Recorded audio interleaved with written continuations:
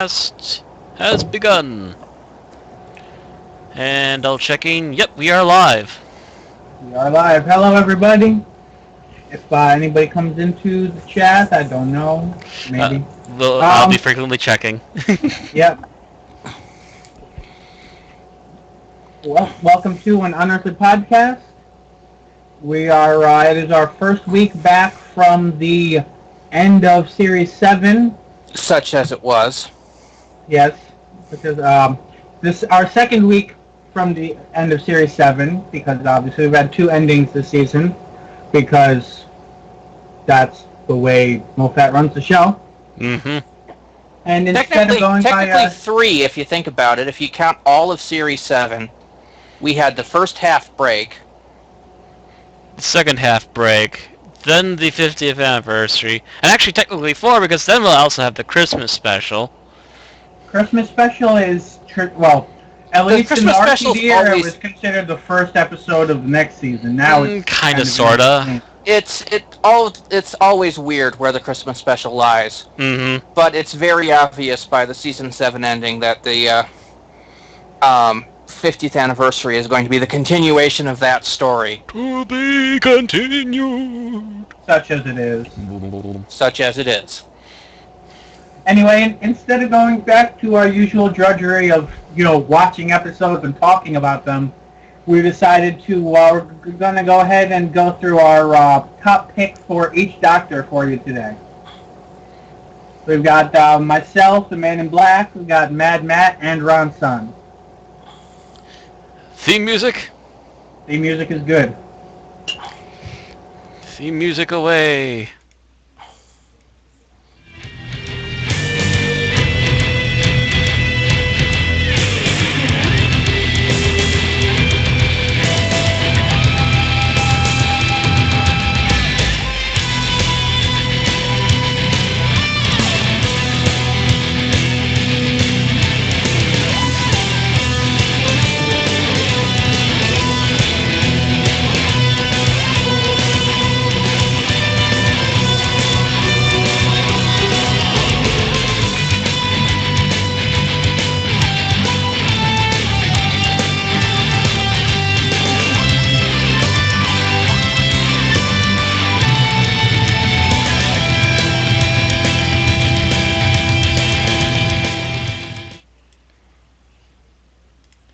And there we are.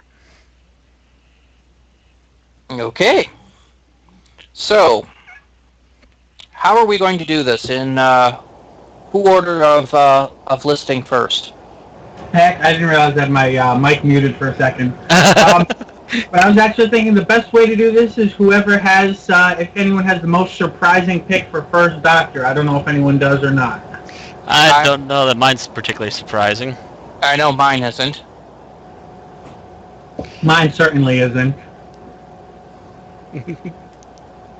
Oh. Off the side there. Alright, well, I guess I'll go ahead and say mine, which would be Dalek Invasion of Earth. Honestly, I found the first Dalek serial to be, I wouldn't say boring for a first Doctor serial, but for the overall history of Doctor Who, I would say the first Dalek serial was a little on the boring side. Dalek Invasion of Earth, I felt, a bit tighter paced and just, it had more to it. The Doctor was more of the Doctor, he was much farther along his path toward becoming the Doctor as we know him. He was in his role as, saving the world and making a fool of the Daleks. And altogether, it was a dramatic story when it was dramatic and a fun story when it was fun. Mm-hmm. Matt?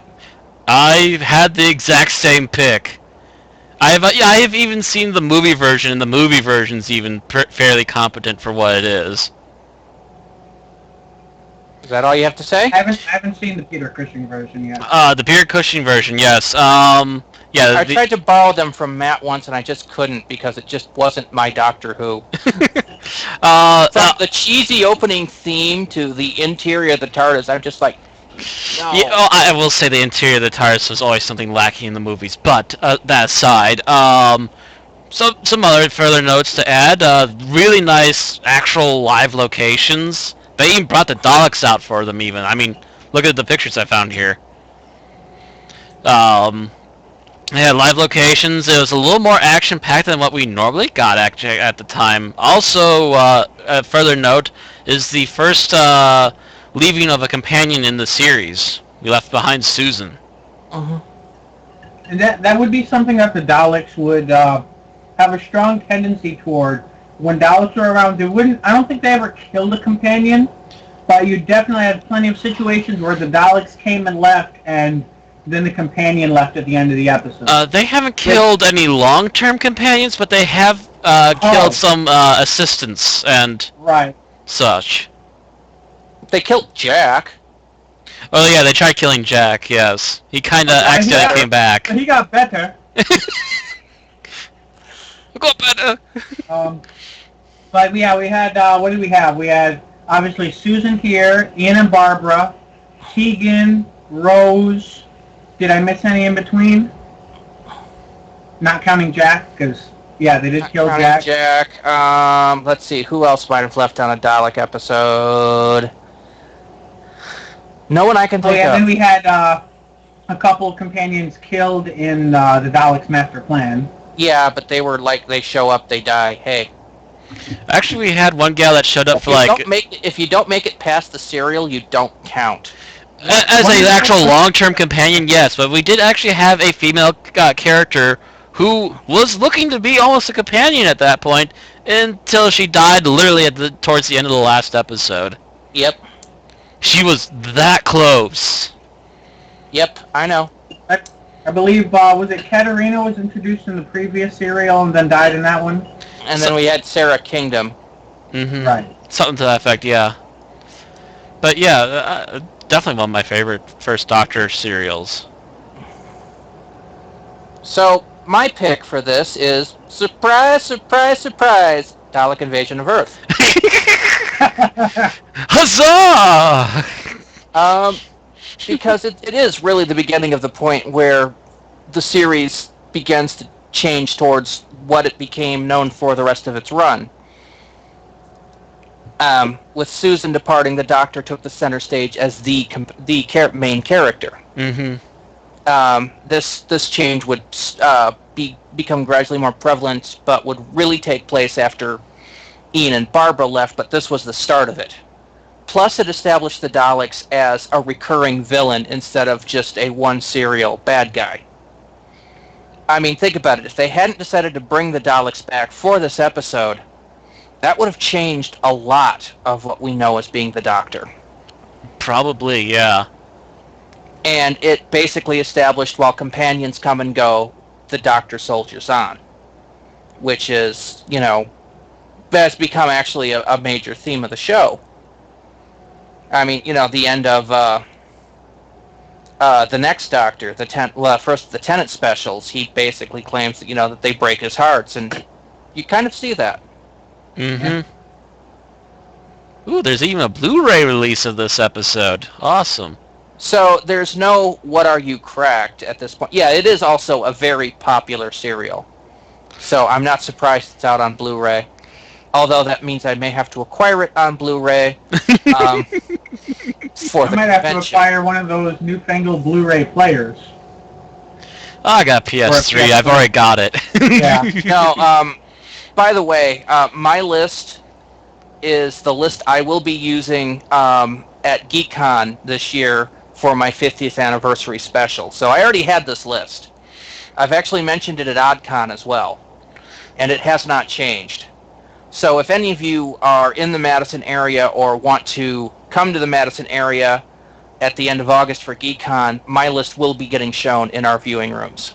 Thus, everything that's on my list is available on DVD and or Blu-ray, apparently. For some reason, Randy didn't have to completely revamp his list after Series 7. For whatever reason that might be. No, I didn't.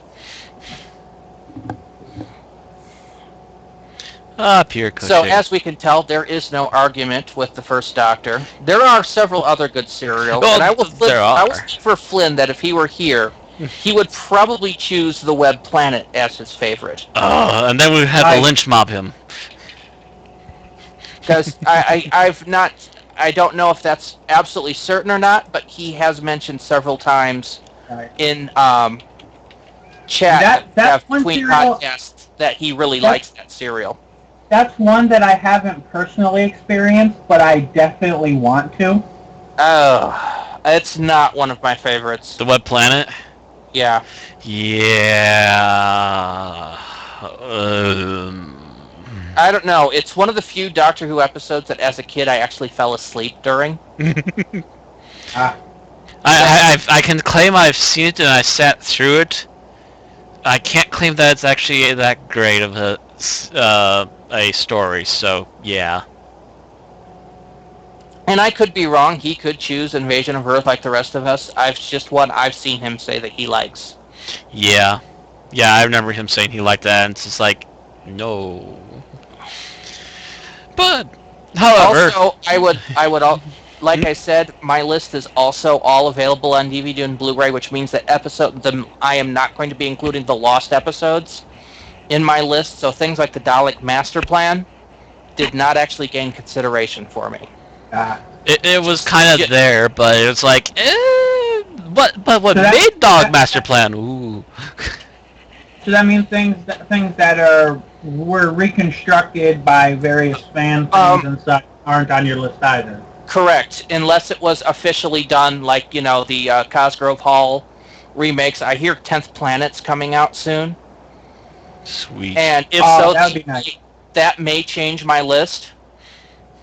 Yeah, that might also change my list, because, oh my god, that episode. Yeah, that, I don't know if that'll come out by 2013, but I don't know. That's, but at the moment that hasn't been released, so I don't include it. Mm-hmm. Speaking of lost episodes, of course, brings us straight on to the second Doctor. Poor man, he's missing so much. Yeah, it's kind of slim pickings here. And I actually had a toss-up between two episodes, one of which is mostly lost, although I managed to watch a fairly decent fan animation reconstruction of it on YouTube, which was creepy in some parts, but pretty good in others. And another one that is fully here and has actually been shown on BBC America within the past few months. Okay. Which is the one that I finally settled on, which was Tomb of the Cybermen, just because... Tomb's a good episode. The first half of it isn't the greatest, but once the Cybermen come out, there's some really good visuals and some really good... it gets really interesting at that point, especially just watching them emerge from the tombs. It's probably one of the most memorable moments I can think of in Doctor Who. And yeah. my only issue with it is the Cybermen were obviously using one of those voice devices that people with cancer use. Yeah, I can look past it. It's 60s. Yeah, but still, sounding like Ned from South Park. Actually, that as you were mentioning, Bill, the whole coming out of the tomb part, that is actually something that David Tennant remembered, and was actually one of the few things he could use to stop himself when he got the giggles while actually playing the Doctor. He has admitted to it numerous times. Clearly, Neil Gaiman remembered that scene. Oh yeah, and Neil Gaiman apparently remembers that scene as well. It's one of the more memorable scenes. It's one of the scenes that put children behind their couches. On to me then, huh? Yep. Well... it's apparently going Bill, you, me, so, okay. My pick was The Invasion. Care to justify? The Invasion. Well, as you were mentioning, there are episodes with there are stories with missing episodes involved. However, Invasion. However, I do have the DVD, which has animated reconstructions of the missing episodes. So I can actually technically say I have seen all of it, and I thoroughly enjoy it. It is a really good Cyberman episode. It is Troughton probably at some of his best, as far as I'm aware. He does do a little bit of the play acting to be the fool, but he quickly sharpens up within the span of one episode and realizes there's something really big going on. Well, we also have a guy who starts off as our main villain, but it tends to fall somewhere in that gray area, as he also knows that the Cybermen, who are the main real bad guys of the episode, are probably going to kill him too. So he's like, "Well, I got plans just in case." Which is something that the villain in Tomb of the Cybermen never really quite comprehended. Yeah, that's one of the little problems I can say about Tomb is that the villains there weren't very smart. The villain in this one, however, he was quite the clever man, and actually the actor came back for numerous other episodes of Doctor Who as well, including Good Guys. And by the way, I don't think I actually said this when I was saying it, but the episode that was a toss up that I had watched a reconstruction of would be Power of the Daleks. Two very early Second Doctor episodes. I felt Tomb kind of won out over Power there. And also, I might add that much like our previously mentioned Dalek invasion of Earth, the invasion with the Cybermen, oh my god, the real locations they picked for this one. Just gorgeous shots, too. And you see Cybermen kind of out of the sewers, marching down the streets and so forth, people running in shock and terror. Just good stuff all around. A nice invasion story with a very popular monster at the time. So we've got 2 Cybermen stories, so I'm not sure if any of the other ones are complete for Randy to pick one. Well, okay, I will say that I did have a very hard time choosing a Second Doctor episode of choice. Mm-hmm. One of the things that I did with my list is I wanted to get an episode indicative to this is the Doctor. This is this Doctor. This is who he is. This is what he does. And I had thought of several listings. Of course, the entire first season not being complete means that was flat out. Tomb of the Cybermen was one of the things I considered. The Invasion is also one I considered. And the War Games was the third one I considered. There was a fourth, but it's not complete. And I would have thought that would have been about the perfect episode. And that was one of the Ice Warriors episodes. Yeah. However, failing that, I eventually chose to go with the Invasion. Much similar to Matt. And I did this. Also, I should note the fact that I have never actually seen this episode. Or this serial. I have seen clips. And I have seen summaries. And I have seen some of the acting. But my main problem with Tomb of the Cybermen is that the Doctor really doesn't... He's not doctorish, and he's not indicative of who the Second Doctor is in that. Oh, I understand you. And I actually haven't seen The Invasion, and I can kind of imagine that just based on what I've heard of it, that I would pick it if I had seen it. Really, I think the most that I've seen of that episode was it the 11th hour showed a clip of The Invasion. Is that right? I think maybe. Or if that's the episode that did, it showed like a 1-second clip of it, I think. If so, that's the most. That's the one that the part where I've seen the most of the serial. Yep, and that is one of the reasons I took it. And also because the fact that it is also one of the most iconic scenes of the Second Doctor, other than maybe the Cybermen coming out of the tomb, and that is the Cybermen marching down the square after coming down Trafalgar Square after coming out of the sewers. Yep. And it is just this eerie, chilling scene that is just absolutely wonderful. There it is again. It also is, of course, introducing Unit, which would become bigger during the next Doctor, and it's one of these also alien invasions that is very indicative of the Second Doctor era. Mm-hmm. And actually, I can see where you're coming from if you don't see enough of the episode that you might complain about the acting a little bit.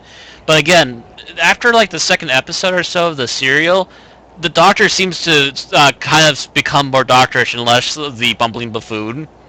Well, it's not just the bubbling buffoon. The bubbling buffoon is part of who the Second Doctor is. Mm-hmm. Which he quickly discards because he realizes this is too big for that. Mm-hmm. You don't really see that much of that in Tomb, though. So it's good that you get to see both sides of the coin in the Invasion. Mm-hmm. Like I said, it also had thought of the War Games. but the War Games kind of staggers on and on and on and on. And you get the feeling that Troughton's kind of tired in that one, too. Which is kind of apt. Yeah.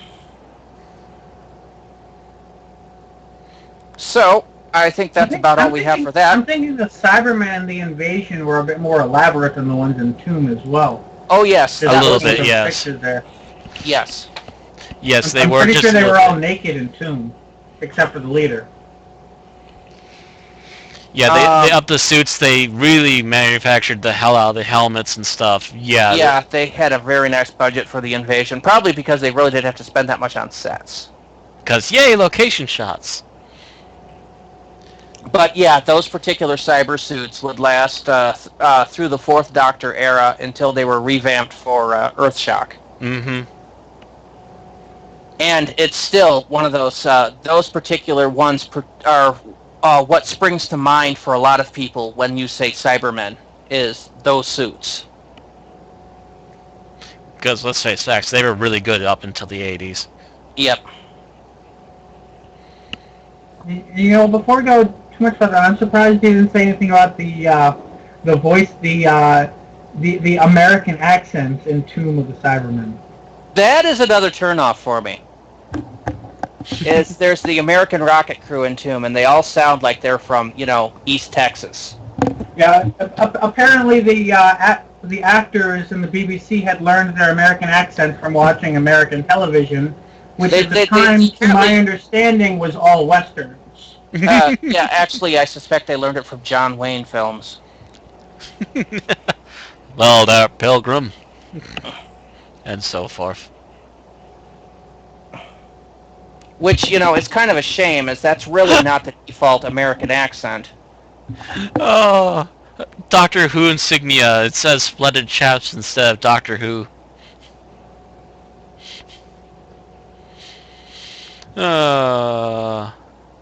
Matt, will you not tangent on that, please? Sorry, but... I'm sorry. You shut my brain down. Please don't. Apparently, Matt is a fan of chaps. No. It's Splendid Chaps, which is a line from The Brigadier. Ah. Splendid. Oh, okay, yes. Those kind of chaps. Gotcha.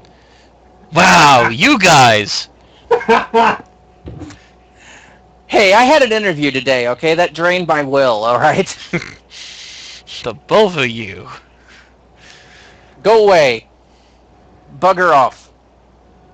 Go on. Go. No, I'm the one controlling the stream. I control the horizontal and the vertical.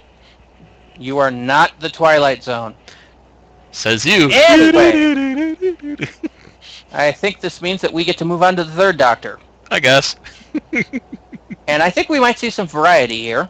Finally, yeah. I think we will, partially because I actually, when I sat down to do this, I wish I had a little bit more time that I had allotted to doing this and just focusing on rewatching episodes, come up with final opinions, because I realized I actually couldn't, in my mind, distinguish or at least visualize the Third Doctor episodes I've seen well enough to really pick most of them.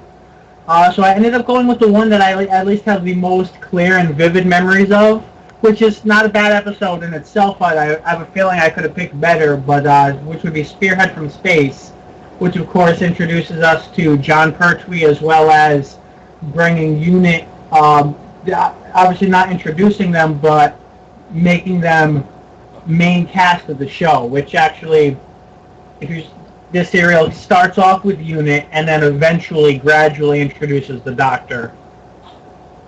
Basically, as a whole reintroduction to the show, which is fitting considering that they completely changed both the premise and the look of the show for starting with this episode.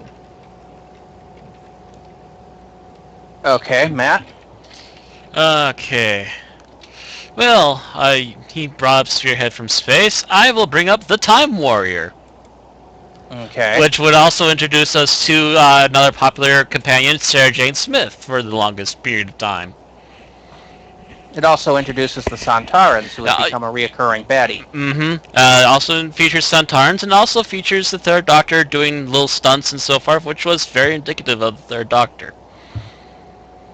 Very actiony Doctor again. Okay. And I have a completely different one from both of you. Awesome.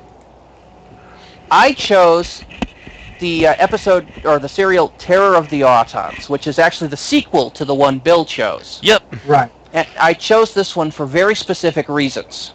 Master. And that is the fact that in one serial, you have pretty much everything that makes up the Third Doctor. You have the Doctor, you have Unit, you have the Master.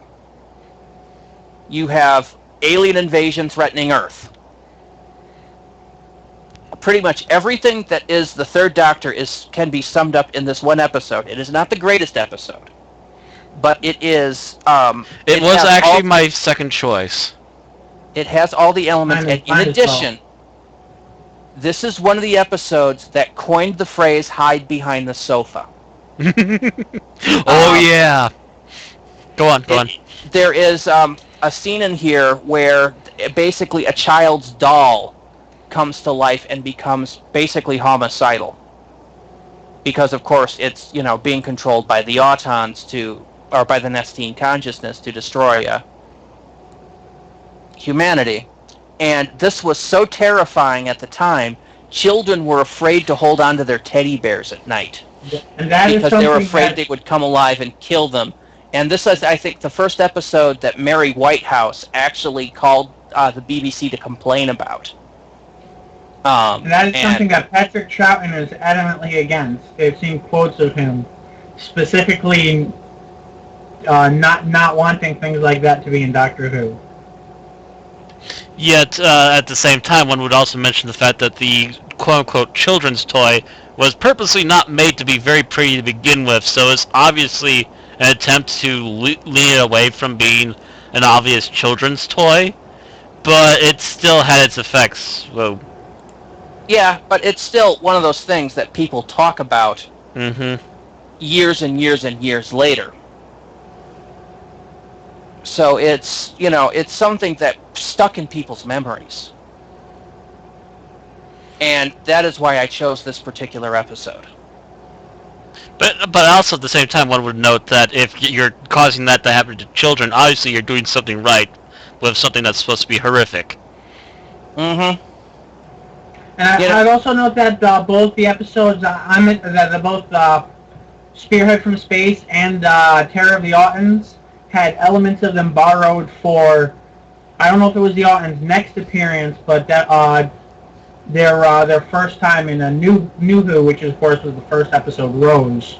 Both of those episodes were sort of referenced or borrowed from in order to bring the Autons back, because RTD was a huge fan of this era, and presumably those episodes.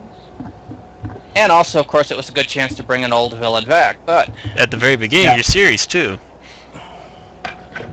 Hello, really, Mr. Duncan. That level of terror and fear was something that Stephen Moffat was good at when he was writing for RTD. And he hasn't really been good at it since he took over as showrunner. Yeah. Seems to be a problem. Bring back Moffat writing episodes that makes kids hide behind the sofa, please.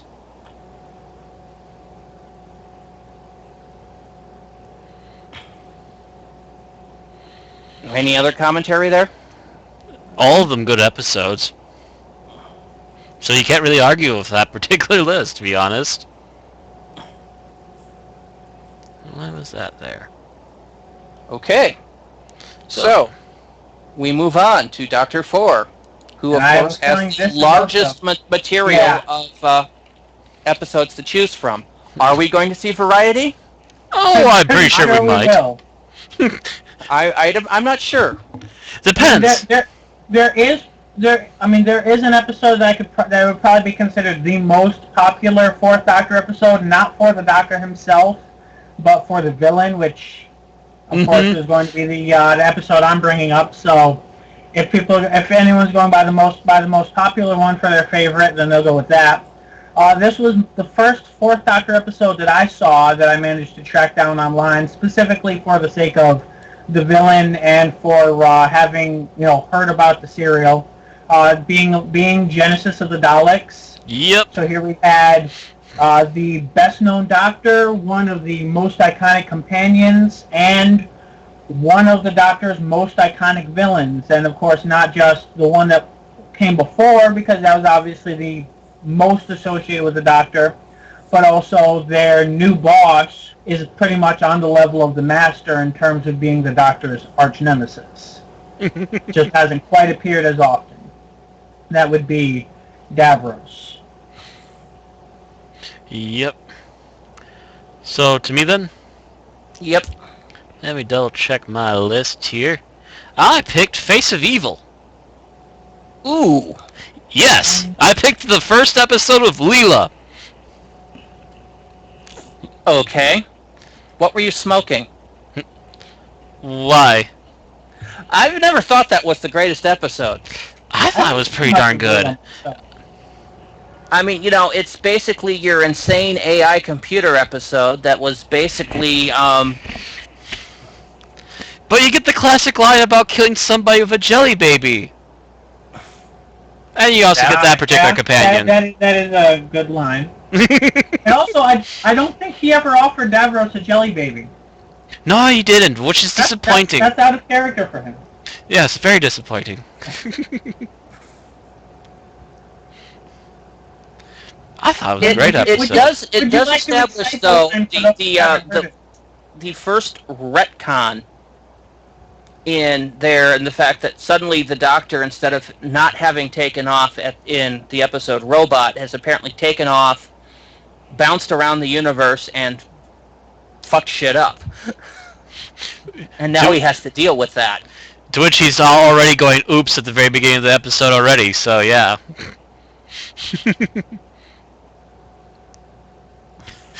Oh. But yeah. I liked the episode. I thought it was pretty good, and again, we brought Leela into it. Yeah, it's just not that episode was not even in my consideration list. I thought it was good. There was a few that were in my consideration list. There's a couple dozen other ones from Tom Baker. I just went, you know what? Let's go with the least likely one that people will pick. Yeah, that one.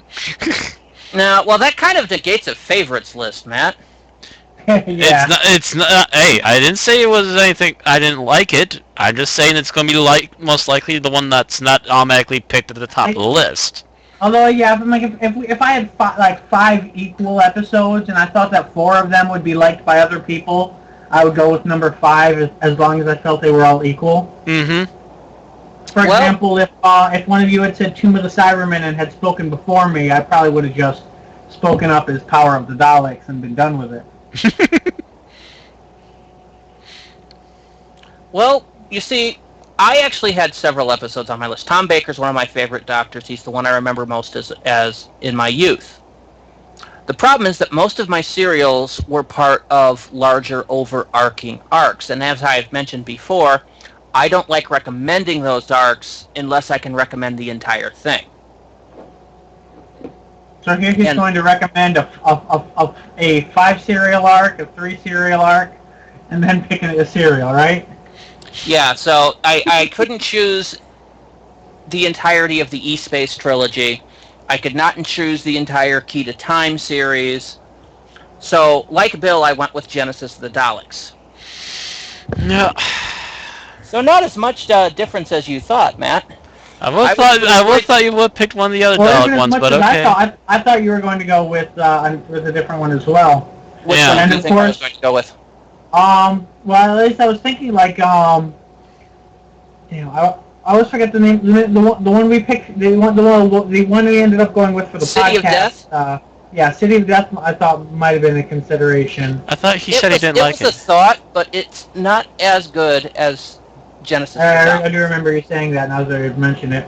And of course, if Flynn were here, he definitely would have been all over Legopolis. Oh yeah.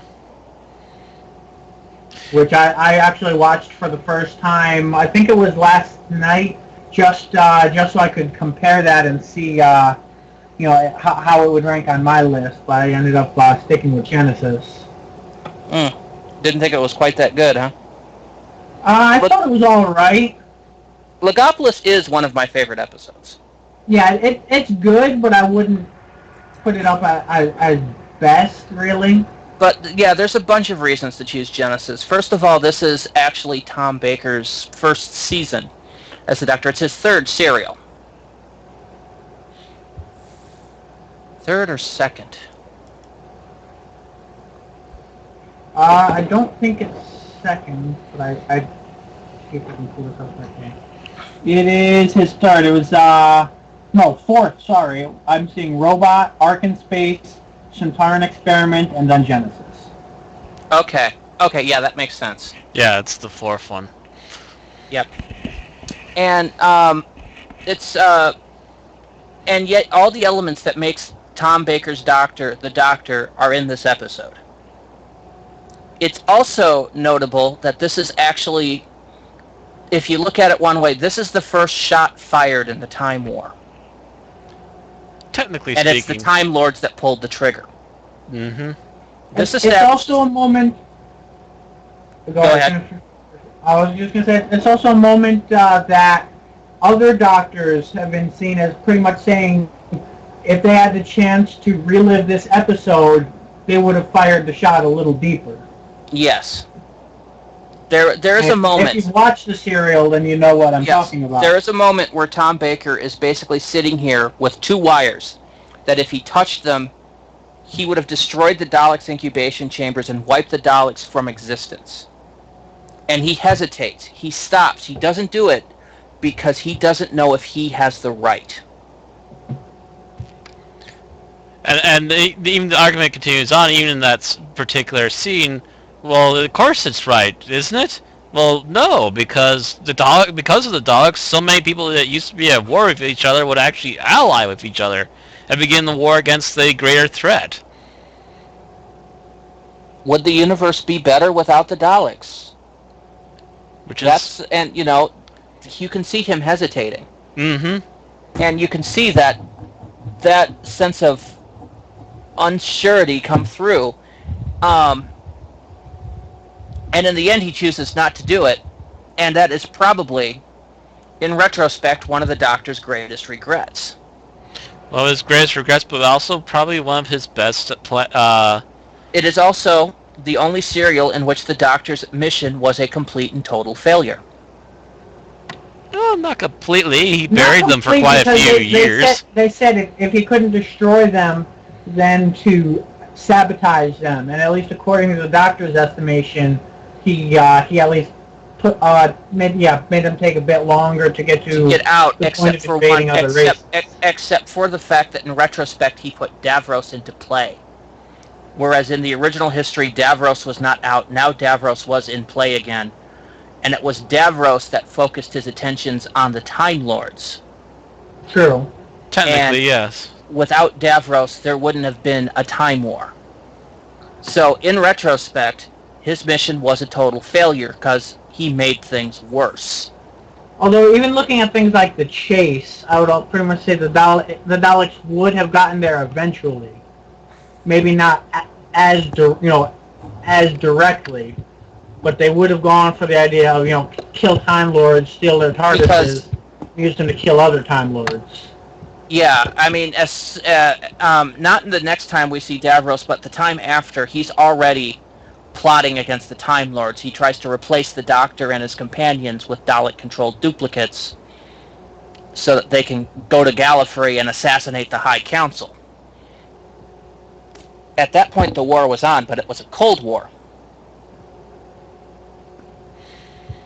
It's not until the Eighth Doctor's time that the war goes hot. Although it's interesting because by the time of the Seventh Doctor, you pretty much get the indication that Davros has at least either he's boasting or and making shit up to intimidate the Doctor, or he's faced other Time Lords and defeated them. Because he gives this whole speech, "You're just another Time Lord to me," whereas the Doctor's pretty much like, "Yeah, but I beat you every time." I really didn't notice that. I'd actually have to rewatch that episode. Yeah, I would have to rewatch that myself. Because I don't remember those lines. I don't remember quite that way, but yeah. Yeah.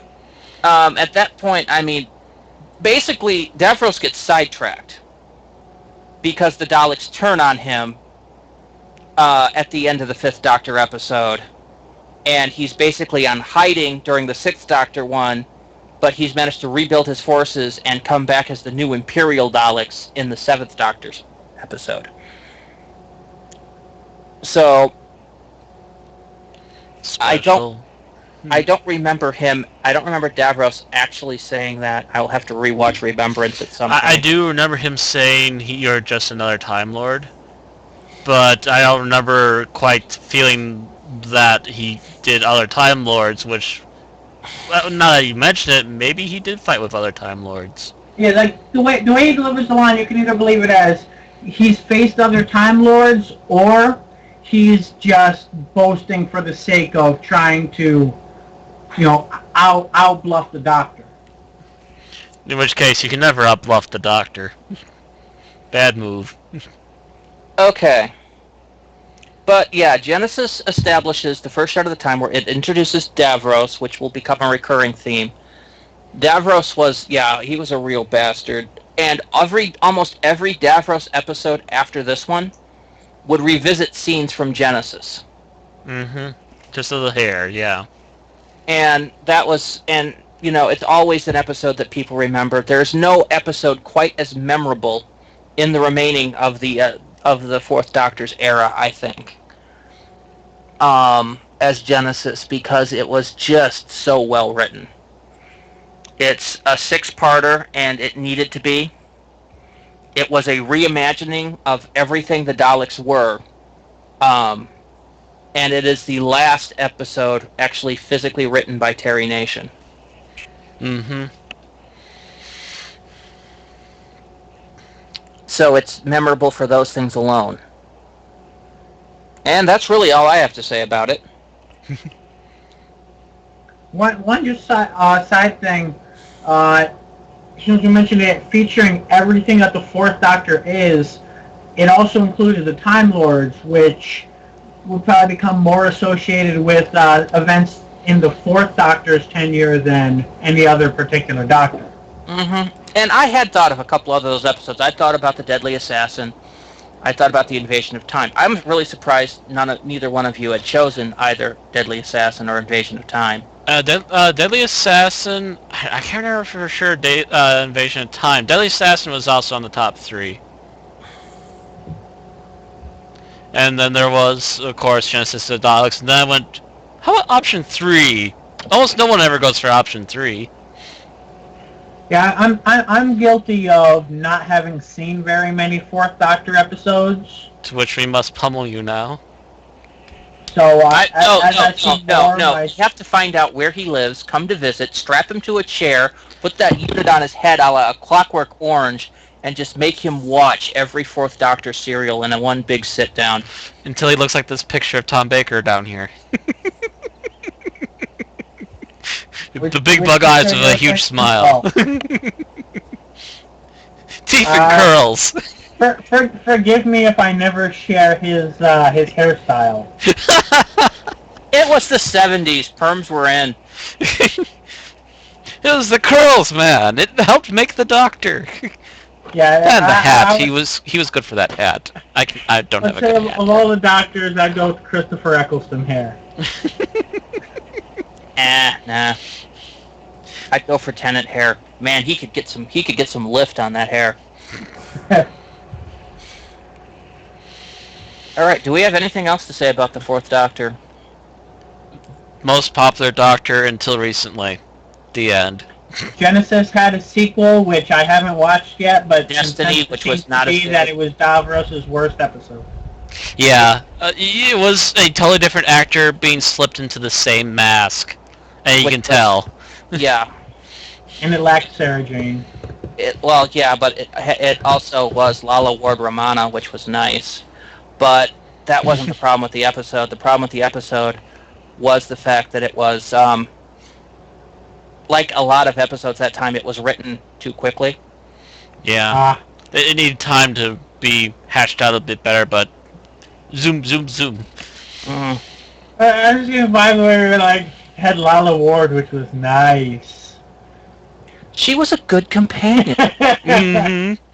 She was a good companion. She basically, Tom Baker and Lala Lord played off each other beautifully.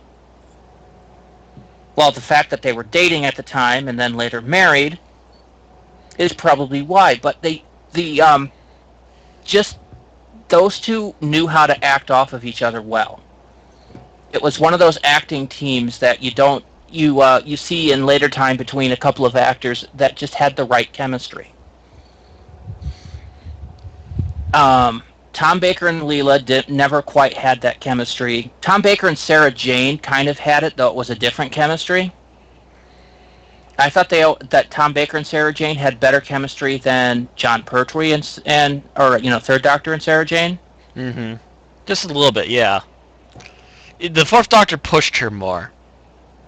Yes.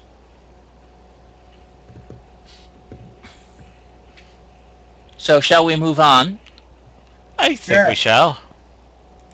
The Fifth Doctor. You got 3 seasons to pick from. Less than half of Tom Baker.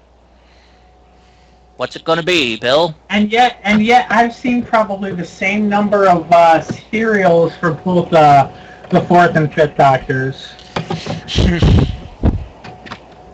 So, ultimately, I would definitely say that I don't feel like I've seen the best of the Fifth Doctor. Probably not. I'm not entirely, awestruck by what I have seen, but at the same time, I know that I've seen a very small cross section, and that it's never exactly something that people, rave about. So ultimately, I went with Earthshock as being the best episode that I'd seen. It was, a fairly straightforward story, but the Five Doctors I feel was a bit too convoluted to really put on any favorite list, even though it was an anniversary special. Mm-hmm.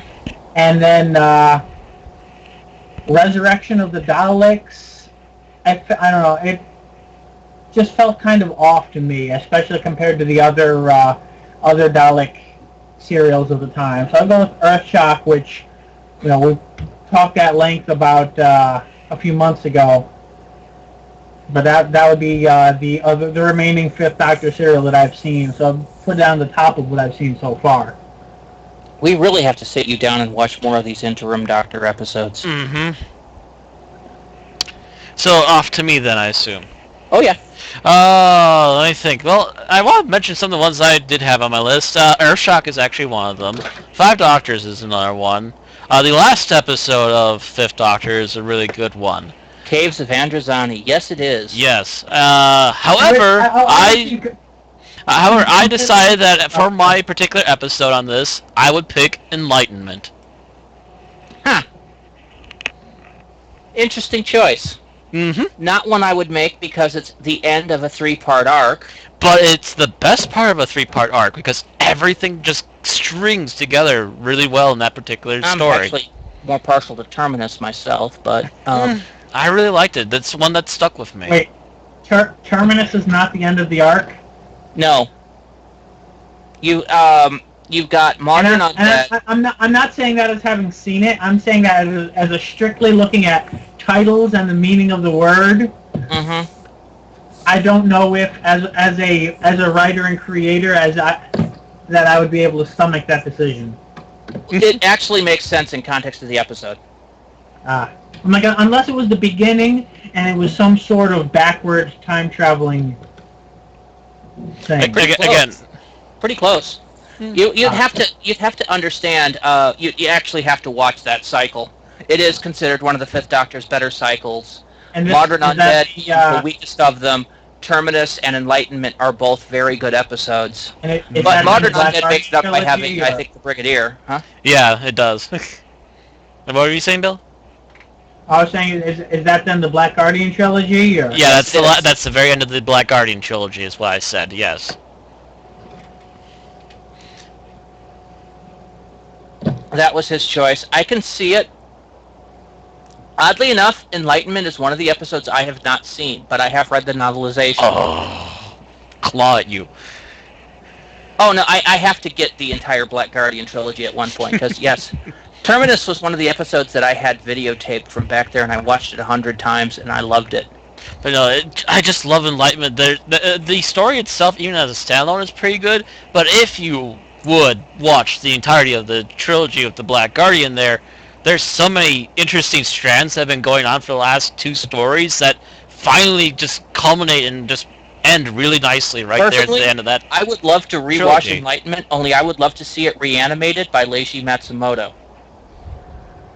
Leiji Matsumoto. Brain Yeah, is clicking, but it's not firing. he's the guy behind Space Battleship Yamato, behind Oh. Arlock, all that. The guy that's known for putting weird things in outer space. And the fact that you Ships have with all masts in space. yes. You get my point. Yes, I totally get that. Yeah, okay, yeah. Yeah, it would be up his alley, would it not? Yes, it would. And that factor alone probably would have put that one on top of my list. But Yeah. just take out the old cheesy 80s special effects and have everything outside done by Leiji Matsumoto. I could dig that. How about you? I could see it happening. It'd be interesting. If I had money, I would pay Leiji Matsumoto to do this. Have him sit down, have him watch the episode, and it's like, okay, I'd like you to do all the special effects animation. Well, I believe it was him that got knighted recently, wasn't it? I don't know. I believe he got knighted recently. He did say he really needs to find more stuff to do now.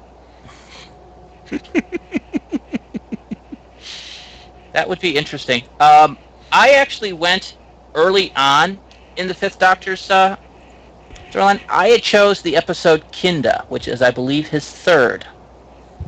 Kinda. It is the third Fifth Doctor episode, and is the first of two non-consecutive episodes dealing with the Mara. I think yeah. if Lynn was here, he would choose the other one, Snake Dance, but I didn't like that one as much. Yeah, I didn't. Snake Dance just felt like a rehash, to be honest. I could be wrong here. He could have been arguing in the opposite direction, but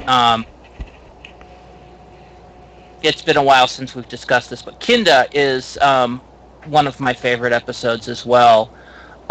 Basically, it's the TARDIS lands on this planet full of peaceful inhabitants that an Earth colony has gone there, and one of the deputies of the colony has basically gone absolutely batshit insane.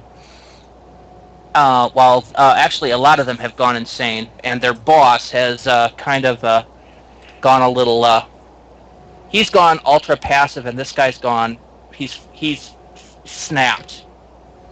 He's gone delusional, paranoid, and is basically overloaded. And basically, the Doctor has to put things right. Yeah, and the guy's going gun ho. Yep. Mm-hmm. It's a very good episode. It's also one of the few other than Earthshock, and Earthshock was in consideration.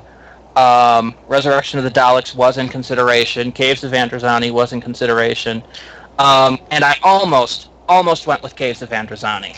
I was almost expecting someone to go with it too. I was actually almost expecting you to go with it. In fact, I may actually change that on my list by the time I get around to this, because Caves is a wonderful episode.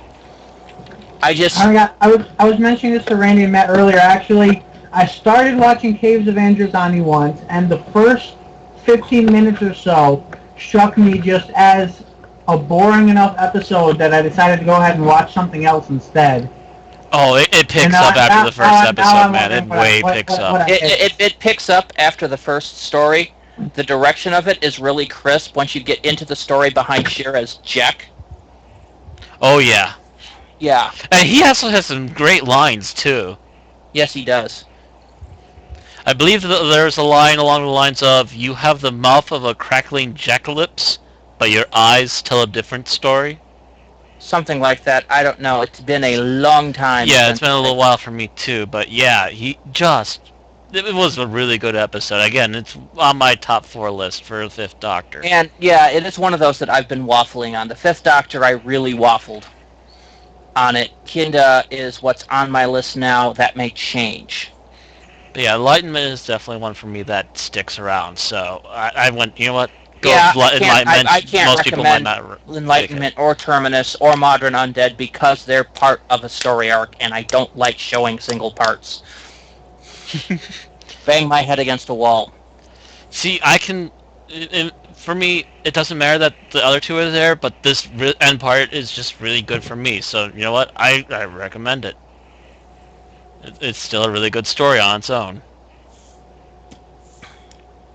Okay, So so now we're on to the multicolored man, Dr. Six. avert thine eyes, people. Have you actually seen any Sixth Doctor, Bill? I have, and you did not have to avert your eyes because he was not multicolored.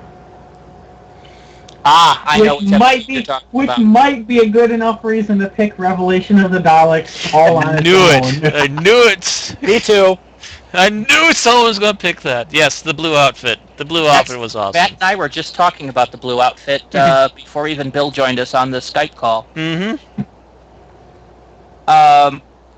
Matt had found a picture of the various either a real or fake comic book cover with the various doctors standing like members of the Justice League. Actually, I can even bring it up on the stream in just a moment. My history Hold on search. before you do. That means I actually have to log in. I'm bringing it back. Here it is. Here's the page. Now, I believe the cover was somewhere right about here. The comic book, it's a comic book cover for the Doctor Who comic, and it's done as a kind of homage to the first issue of the Justice League. Including even having I have to get to the commercial on the feed. Yeah, but it also it even includes a mockery of the DC logo in the upper That's left-hand nice. corner. We're coming to you via McDonald's today, apparently. Ba-da-ba-ba-ba. Get the fresh fries. And I yeah, can't say I think much of whoever they chose to do their faces. Yeah, I don't really care for the face art much myself, but and there's at least one too many in there because there's no one that really Eccleston is actually being. Who is Colin Baker supposed to be in this? Colin Baker? Yeah, Sixth Doctor. I think he's just Her. I have no clue who that is. I don't think he's supposed to look like somebody. I was kind of like, you should have put him in the blue suit and put him in the place of the Blue Beetle. Yes, he would have been perfect as Blue Beetle in the blue suit. Yes. And look at that horrible Matt Smith face. Would have matched too, because Colin's hair and Beetle's goggles, the way they did the picture, came out in the same color. Yeah, more or less. Yeah. It would have worked if they had thought about it. Mm-hmm. Oh well. Yeah. You could have had Hartnell scowling in the corner where whoever that bull guy is. Yeah, they really should have had Hartnell up in the upper left there. That would have worked a lot better. Yeah. If you look at the original over on the left, you could obviously. Although I have to say, I can really get behind Sylvester McCoy as Batman. That's what I was saying too. Even though one of those is much taller than the other, I can still definitely get behind them on a symbolic level. Plans within plans, my friend. Plans within plans. Matt Smith as Guy Gardner, I gotta scratch my head though.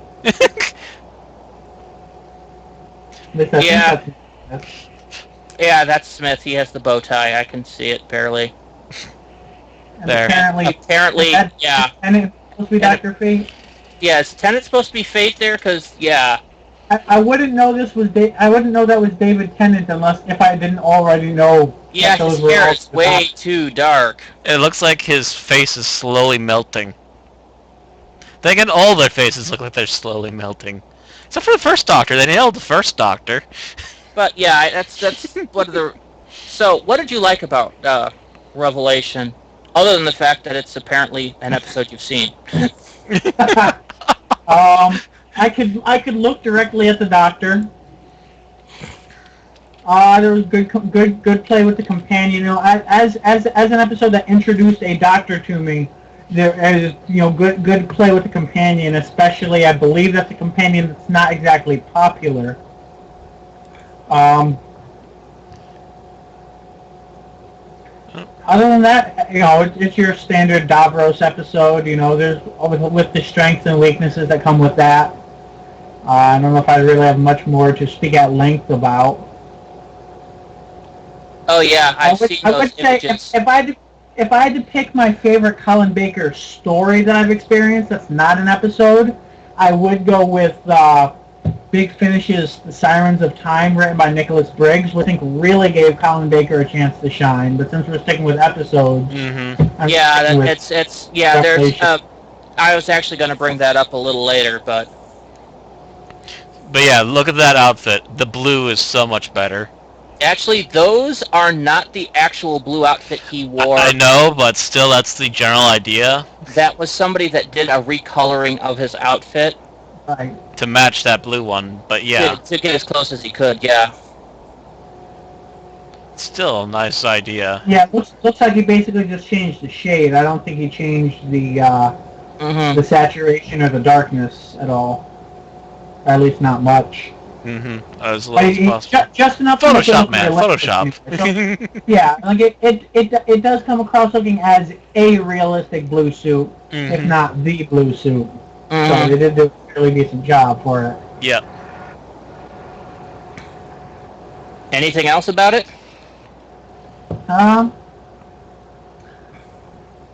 Nothing really that other than as I said, every Davros episode has certain strengths and weaknesses that are inherent among them. The rivalry between the two, Davros' schemes and everything. They're always interesting. It was interesting seeing the doctor have his little crisis where he was certain that he had actually died and that this would be his last incarnation until Davros revealed that it was all a scheme to lure him there. Kind of, and kind of wish that's what they had done with Name of the Doctor. Seriously. Uh, Yeah, it was all a ploy. I still think the doctor faked his own death and left, when he realized the TARDIS was dying and went underground again. I'm not even fond of the TARDIS dying thing, so Yeah. yeah, let's not talk about that. Let's not talk about that I'm depressing sorry I episode. brought it up. Let's not talk about the depressing episode. However, So, Matt, what'd you choose? yes, my list. I went with The Mark of the Ronnie. Good episode. Yes, I like that episode. It has the Master, and it has a new Time Lord villain, the Ronnie. Which, Unfortunately, she would last for only one other appearance, and that appearance would be not the best. but still, for what you got of her, she was still pretty good for a villain. And it was also the first female villain that I'm really aware of that they actually tried to keep for a while. But yeah, it was generally a pretty good episode. It kept me entertained and interested. And they were kind of snooping around trying to uncover a mystery until finally Bunk... Oh, hi, Ronnie. That explains a lot, doesn't it? But, yeah, it's a pretty good episode, and it was one of the few times that Colin Baker got to stretch his legs and do a bit more than the usual stuff. But, yeah, it was a pretty solid episode. All right. Yeah, it's a very good episode. It was good to see the Master again, and it would be the last time you would see him until Survival at the very end. Yeah, I was gonna say, I think Survival's the next time we finally saw him. Should have been used more. And he got a bit camp, but Yeah. my choice is actually Vengeance on Veros, which was a couple of series earlier, where the TARDIS is basically running out of a precious ore called Zyton 7, and they have to go to this only planet in the known universe that carries Zyton 7, and it turns out that it's a penal colony, or a former penal colony, that is being exploited by this massive mining corporation. And the only form of entertainment the workers have are live executions. It is probably one of the grosser episodes of Doctor Who, considering we see, horrible disfigurations and people dying in vats of acid. Yeah. but it is also one of the more well-written of Colin Baker's era. Mm-hmm. It also introduced Syl, who would later come back in the Trial of the Time Lord. Yes, and was actually considered to be... They were actually thinking of bringing him back during the Seventh Doctor era. Oh, I would have loved that. He was a Syl, very good Syl Wormy was villain. probably one of the better products of the Sixth Doctor era. Oh, yeah. I also like his one companion from the comic books, but that's off-canon. Yeah, the Sixth Doctor also has a lot of good non-canonical, good Big Finish productions. Does he have a companion in Big Finish that's a penguin? That looks like a penguin? Actually, that was from the novels. It Oh. has occasionally showed up in Big Finish, but it's very rare for that one.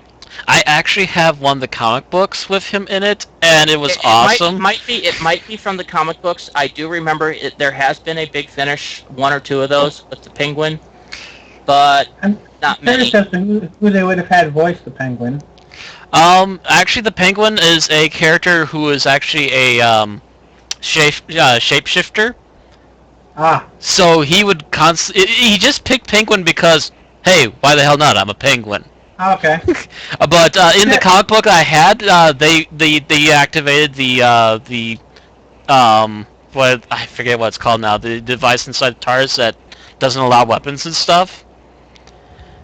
I forget what it was, but then the TARDIS was getting invaded in that particular comic book, so the penguin actually turned into like a T-Rex and stuff.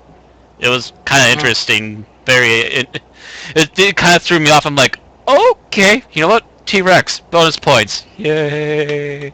Still, I think if this were made by the modern BBC, the penguin would be voiced by Nicholas Briggs. Blink, blink. Yeah, the penguin's name is Frobisher, by the way. Frobisher, yeah, that's it. That's it. I I keep forgetting his name, but I do know it. He started in the Doctor Who magazine comic strip. One of the good things that they did, yes. And then I'm sure he was in at least one Big Finish. I gotta find that Big Finish now. Yes, two Big Finish audio plays: The Holy Terror and the Maltese Penguin. and it features Robert Jezik as Frobisher. Okay.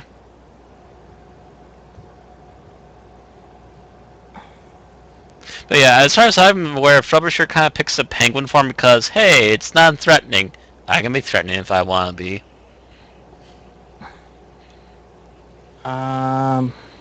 Again, turns into a freaking T-Rex. Awesome.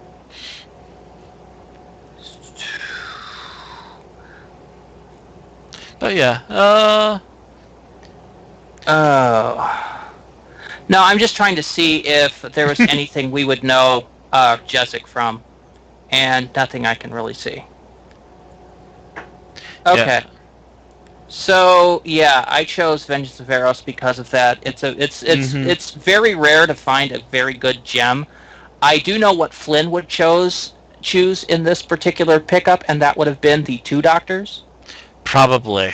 Which I would also agree is one of the better episodes of the Sixth Doctor era. Oh yeah. The thing with the Sixth Doctor era is it was literally completely hit or good completely episode, missed. bad episode, good episode, bad episode, good episode, bad episode. And you know what that also reminds me of? None of us picked would have been tied for my second choice for the Third Doctor, which would have been the Three Doctors. That didn't even come up in conversation. Oh yeah, Three Doctors is also a good one, but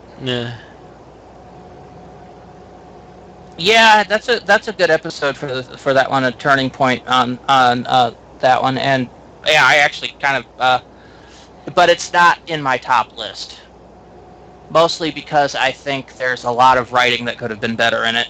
A little bit, yeah. And it's not really. There's a lot of things in there that are. I just thought Terror of the Autons was a better. This is this is who the Third Doctor is. This is what he does. Okay.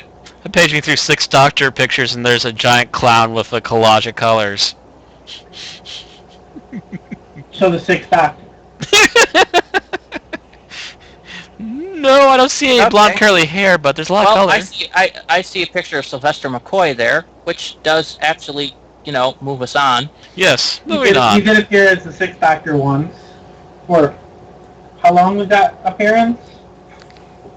A minute, 30 seconds, Yeah. something along So, there. The yeah, beginning about of 30 Trial of seconds. Time Lord. Yeah, it was actually not even that. It was about 10 seconds.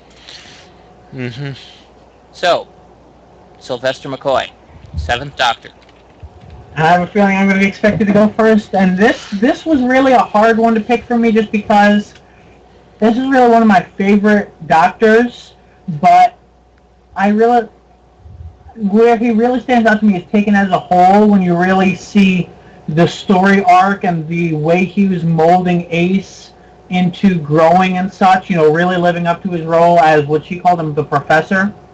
And it was hard to pick a single episode that stood out among that because I really, it's almost like a single story arc. Those last season and a half or so. But ultimately, I came down with Battlefield. Oh. Being I'm glad I didn't pick that one. That is actually that was one of two on my list. Okay, and it's really it combines the sci-fi and fantasy elements of the Doctor completely. The Doctor as a chess master, just stringing the game along. He's like, oh, you call me Merlin. Well, I must have, I must be Merlin at some point in my future. Now I'm just going to run with it and just doing what the Seventh Doctor does best. We never have actually seen him as Merlin. We really should one of these days. It was he either appeared in a text story or an audio play. I don't know which. I believe the Eighth Doctor turned out to be Merlin for part of Merlin's career after another Time Lord had invented the name or something. But I only read that off the TARDIS data core, so I'm not intimately familiar with that's the not story. official. Yeah. Right. Yeah. It was basically entirely written as a backstory for this episode. Now, oddly enough, Battlefield is one of the most panned episodes of the final season of Sylvester McCoy. Yet I hear so many people like it too. It's probably because of the fantasy aspects of it, which especially if you link it all back to a Time Lord as having been Merlin, you can really see it can all be linked to technology anyway. Oh, go ahead. Sorry. I was going to say, I really think Morgaine is a fantastic villain. Yeah. I've seen, yeah. It is also the last appearance of Unit as seen in the classic series. Yes, how could I forget that? Yes, the last appearance. The Brigadier doesn't appear in anything other than Dimensions and Time after that, does he? He appears in the Sarah Jane Adventures, but not in anything in the main line. Yeah. Okay. So it's his last appearance alongside the Doctor in an actual, regularly scheduled, televised appearance. He would be mentioned again during the 6th series of the new show, but not seen because, of course, Nicholas Courtney had died by then. Rest his soul. And yes, he does appear. He does appear alongside the Doctor one more time in Dimensions in Time, but nobody is going to be putting that on their favorites list by far. No, in fact, if we ever did a Razzie podcast, that would be on there. Oh, that'd be one of the biggest Razzies in the universe. I really feel like we need that now. What? Oh God, we're gonna do a Razzie list now. Like we need a Razzies now.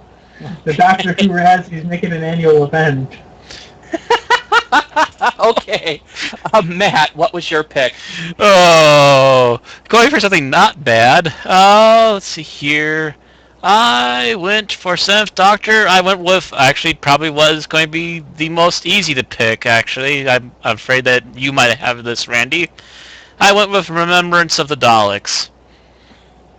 That's a popular one, and I like it, but I don't like it as much as I like other 7th Doctor episodes. Let me mention this first. I have only seen a grand total of about 4 or 5 of his stories. So I have a very small list that I still have a collection of the stuff I need to catch up on, but that was one of the few that I went out of order to watch. That is Ace's first appearance as a companion traveling in the TARDIS. Mm-hmm. I actually went with Remembrance of the Daleks as well. I knew it. First of all, I really don't like, with the exception of one, I don't like any of the serials in the 24th season. And the one I really liked was Paradise Tower, which I don't think is actually out yet on DVD, or if it is, I haven't seen it. Yeah, those the first two are what I saw of Spencer McCoy other than But this. Time in the Ronnie was mediocre. I forget the name of the one where they're in the 50s. Delta and the Bannerman. Delta and the Bannerman. Yep. And that one is nonsensical for me. I feel like I watched that serial twice, and I still can't remember how it ended or what the conflict was. Yeah, it kind of drags on me, and Dragonfire is a bit cheesy. It is, yeah. And I would probably say I agree with you with Paradise Tower as being my favorite one that Mel appeared in. Mm-hmm. There's several things I like about that episode. Which, by the way, I believe is Flynn's all-time favorite companion, isn't she? No. No? I thought even Flynn doesn't like Mel. Are you sure? Because I thought he said she was his all-time favorite companion. I'm fairly certain no. Then we shall throw jokes of carrot juice at him constantly.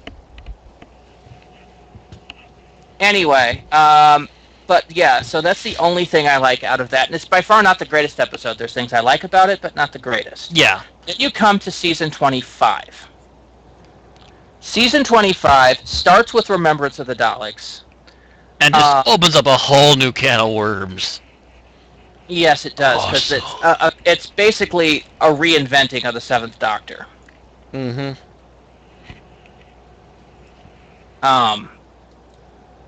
Because before he was a clown along the lines of Troughton,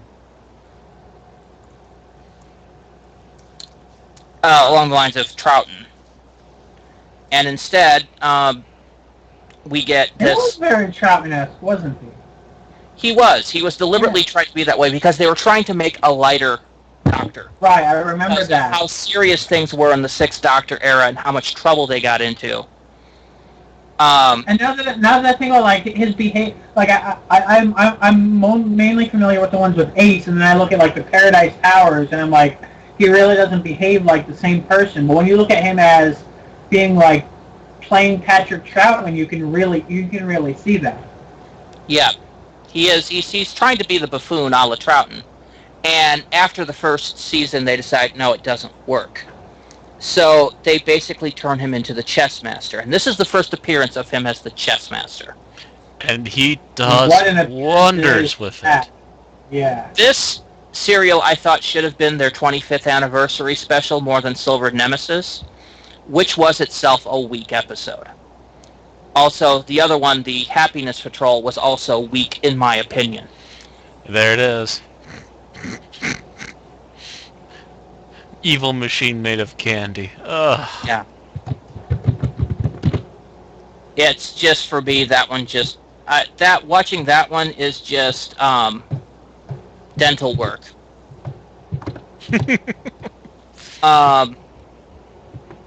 And then Silver Nemesis, which I've never seen its entirety, but from what I've seen is dazed and muddled and confused. And then you have Greatest Show in the Galaxy, which was another strong one. Mm-hmm. Where he fights the gods of Ragnarok. And by the way, he also got an awesome-looking stamp. But of those two, of my opinion, Remembrance was the best. Then you got to season 26, where you had Battlefield, Ghost Light, Curse of Fenric, and Survival, and there isn't a bad episode out of any of those. But none of them particularly stand out as a shining light to me, whereas Remembrance really did. Mm-hmm. And it sticks with me. And it's basically made of so much epic scenes, from the beginning of the Dalek spaceship going down while you're hearing broadcasts from 1963. The music in that episode is just wonderful. Plus, you have the special weapons Dalek. Special And weapons Dalek unlike will never Asylum of the be Dalek, you forgotten. actually get to see it in use. You get to If see the special Daleks blowing weapons up Dalek other Daleks with had been extreme used in prejudice. Asylum of the Daleks, the Doctor would have been absolutely screwed. Oh yeah. If those special weapons Daleks would have been moving, the freaking Asylum would have been a different episode. That and the little girl and the dun dun dun every time she showed up was just Yeah. creepy for me. It just creeped me out. Plus, they did, of course, the switcheroo of the leader of the renegade Daleks talking, and you think it sounds like Davros, and it turns out it's not Davros, and it turns out Davros is actually the leader of the Imperial Daleks. I thought that was actually well played on their part. Yeah. Mm-hmm. It's well played, clerks, well played. So there's so many things that just went right with Remembrance of the Daleks. Is I think why it stands out to me. Oddly enough, Battlefield and Remembrance of the Daleks were both written by the same person. Huh. Ben Aronovich, or Aronovich. And those were the only 2 episodes he wrote, by the way. That's sad. He could have really seriously done more. Mm-hmm. He did write 3 spin-off novels in the Virgin Books New Adventures series, a new Bernice Summerfield novel, and several short stories for Big Finish Productions. Oh, at least he's still doing something then. Mm-hmm. He can come back to the show anytime, as far as I'm concerned. Please, please. He's already proven twice that he can do some good stuff. Okay, and But yeah, see. he didn't start off strong at first, but definitely the Seventh Doctor built up after the first season. And I guess we're on to the 8th. Well, Yeah, who's not going to say the Do movie? we have to go in a circle around the 8? the movie. Who's not going to say the movie? Admittedly, the movie was flawed. Yes, it had problems, especially... I will not say the movie, and instead I will say The Enemy Within. It's the same thing. Yeah, it is. But despite the numerous flaws, especially being mishandled by an American company, Paul McGann was really awesome in that movie. Yes, he was. I will say nothing but praise for McGann. Yeah, he And did I have to an say, excellent job. If Roger Delgado had risen from the grave and played the Master, that movie would not have a tenth the complaints it actually does. Probably. So you're laying the entire blame on that on Eric Roberts. I'm not, but I'm saying that the vast majority of the complaints seem to center around his performance as the Master. I actually didn't mind his performance that much. I didn't mind his performance. I minded how they wrote him, though. Yes, you got to remember that everybody there was hamstrung by the material they were given. Mm-hmm. Right. While McGann made the best of it, the Master did not turn out quite as well as he could I would also have to put Roberts and Sims side by side to see which one overacted more.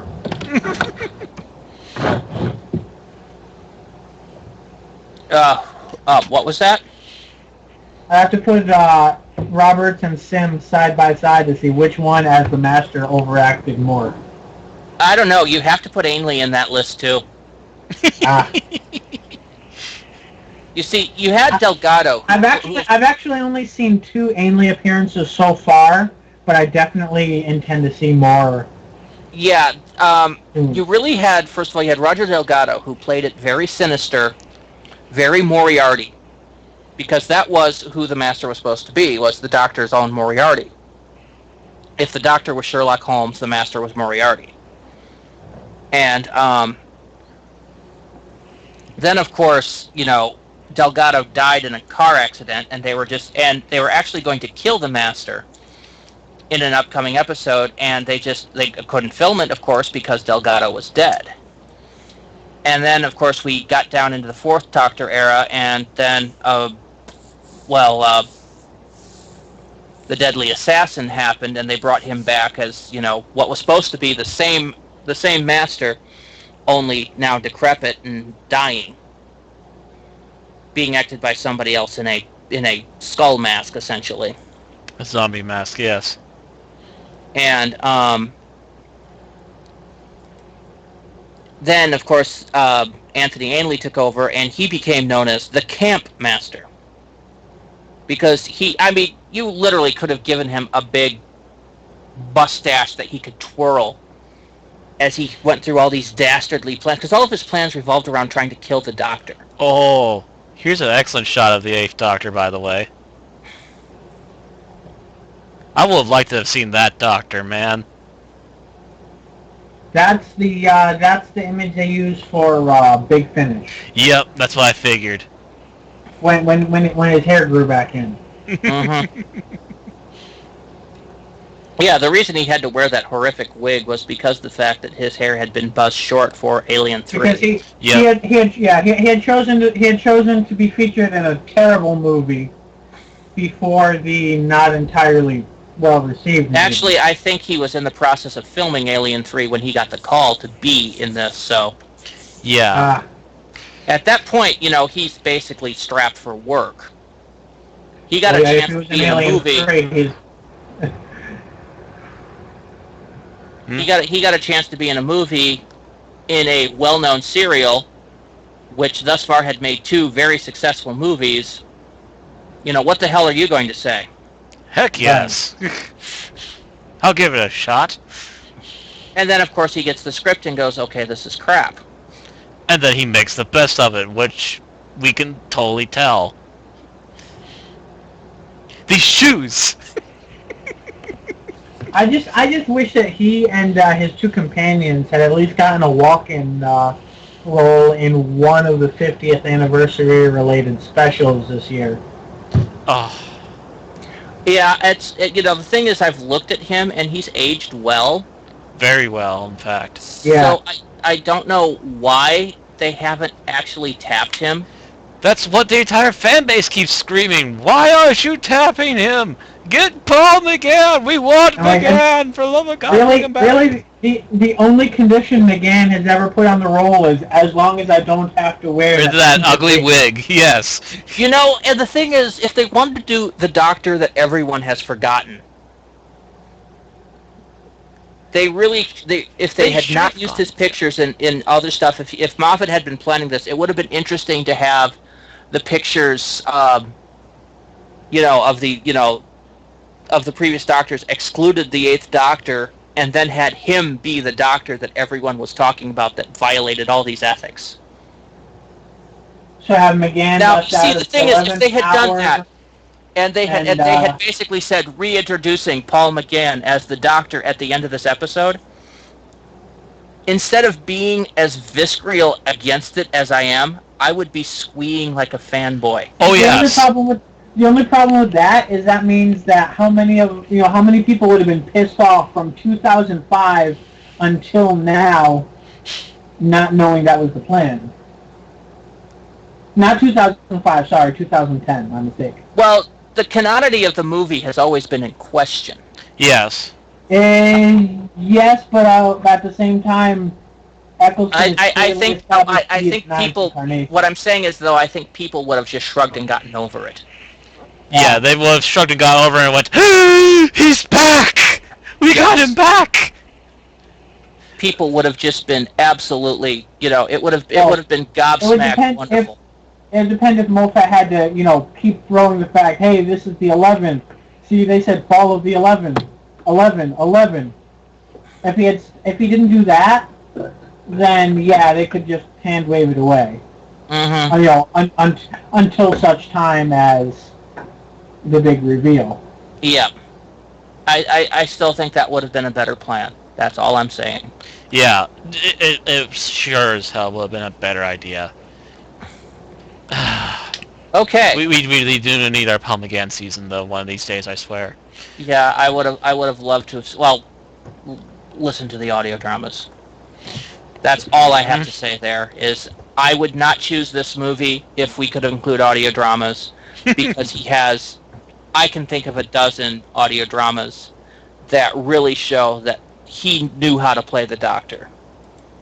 But as we are sticking only to the established BBC material, um, Well, I think for McGann, BBC actually did some of the audio dramas before Big Finish took them over, didn't they? no, they did some. They had Big Finish do some audio dramas that they aired on Radio 4.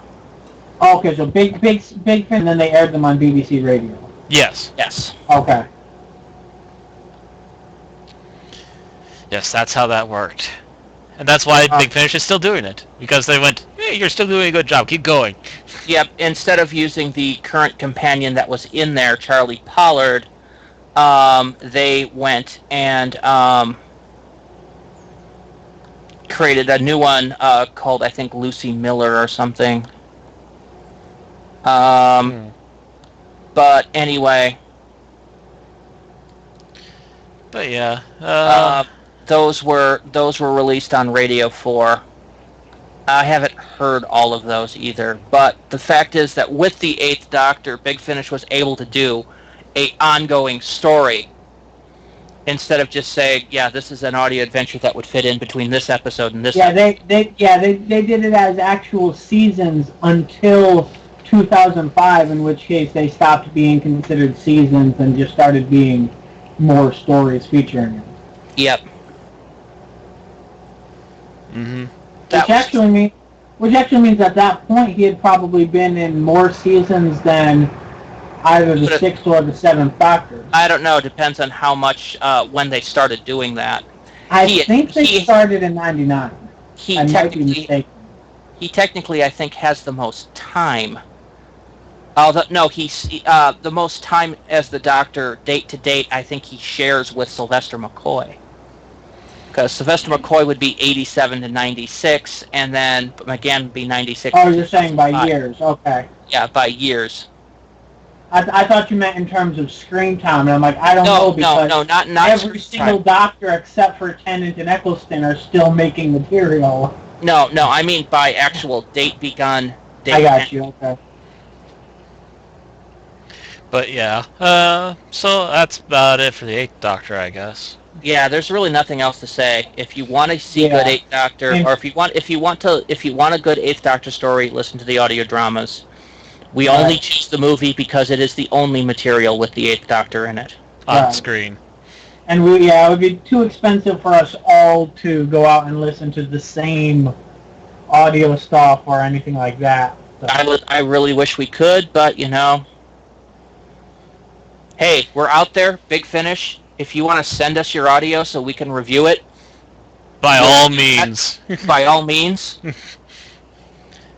We will judge it fairly. But until then, we can't afford to. Moving on, Christopher Eccleston, the Ninth Doctor, at least. And I'm actually torn between two stories for Eccleston. One is a single episode and one is a two-parter. And I can't quite pick which one I would pick as my favorite, so I might want to go last. Okay, so that means you're just passing it on to me then. Yep. Actually, Ninth Doctor I really liked in general all around. But I guess I would have to go, if I have to go with anything, Bad Wolf and Parting of the Ways. The last two episodes. Very interesting choice. And again, don't get me wrong, he was good all the way through that season. Very excellent season. But the last two episodes were just particularly memorable and powerful for me. That was actually my first full season of Doctor Who. I actually saw that season before I saw any classic Doctor Who. Mm-hmm. Okay. And just seeing how big of a menace these Daleks really were just came down over my head and just like, holy shit. Wow, okay, now I gotta see what this is all about. Backtrack.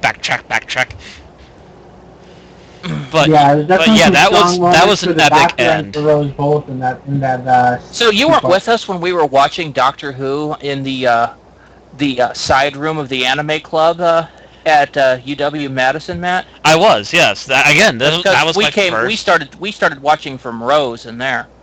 I believe I missed Rose, but I did see you guys airing um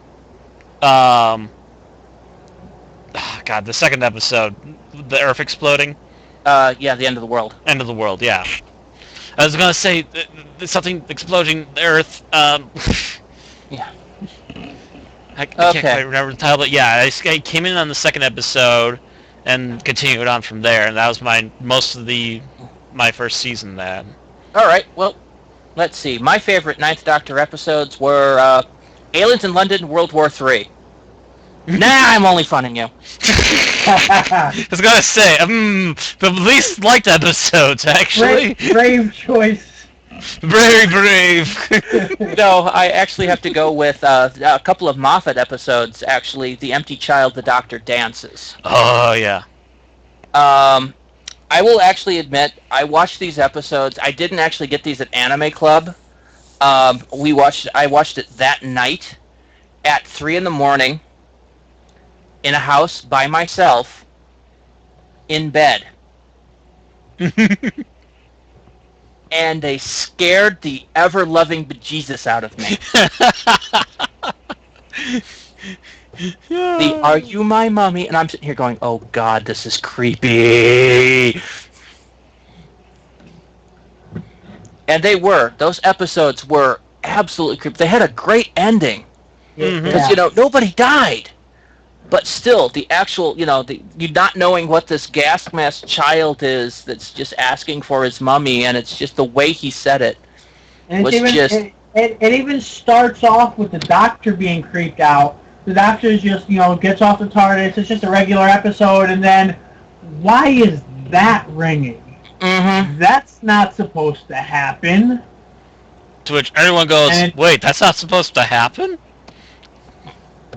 Big eyes. And then he picks up the phone. Are you my mummy?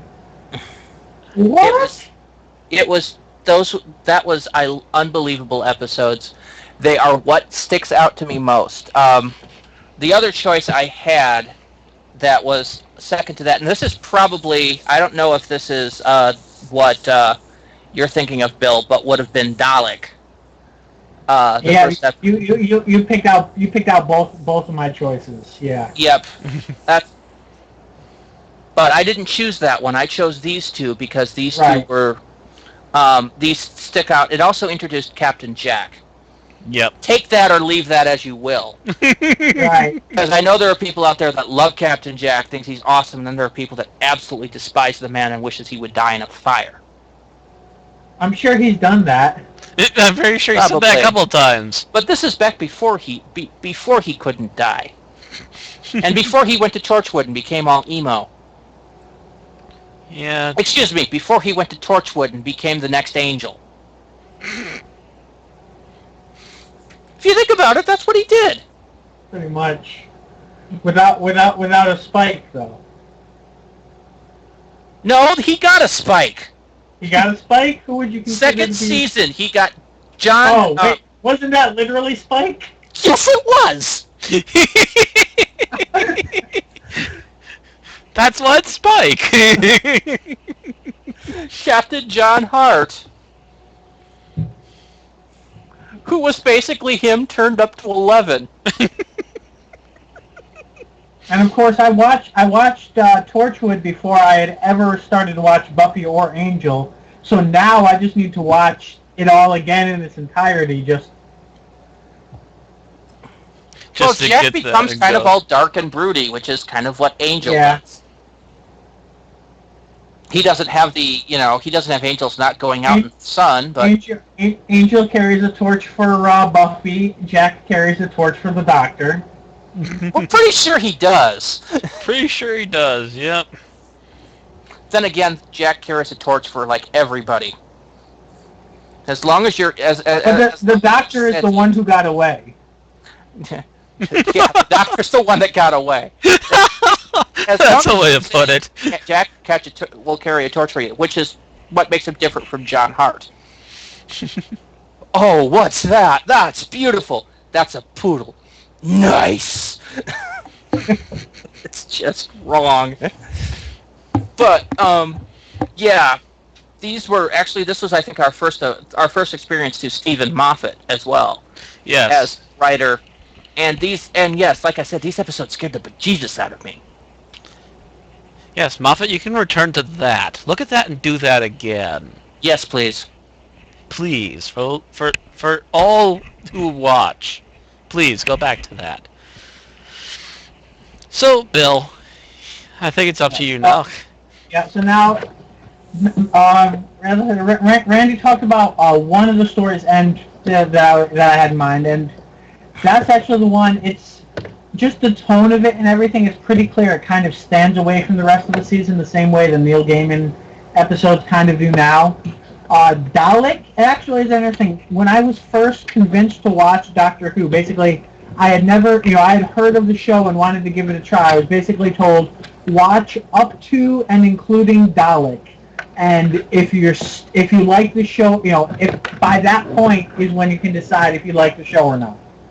Yes. And of course, by the time I got through Dalek, I was completely and irrevocably hooked and watched the remaining the following 5.5 seasons within the span of about a month or two.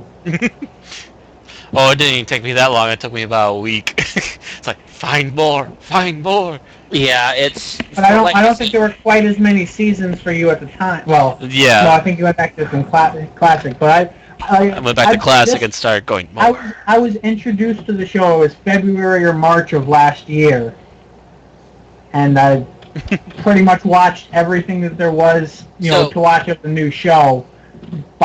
So you weren't like the geeks with the rest of us when we got the advanced copy of Rose that broke the release date because somebody stole the reels. I had never heard of Doctor Who when RTD retired from the show.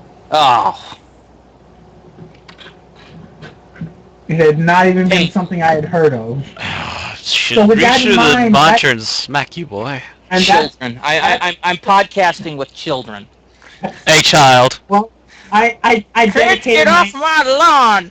I had dedicated my life up to that point to Star Wars. I didn't have time to figure out what I'm sorry. You and your PlayStation 2s and your bad prequels.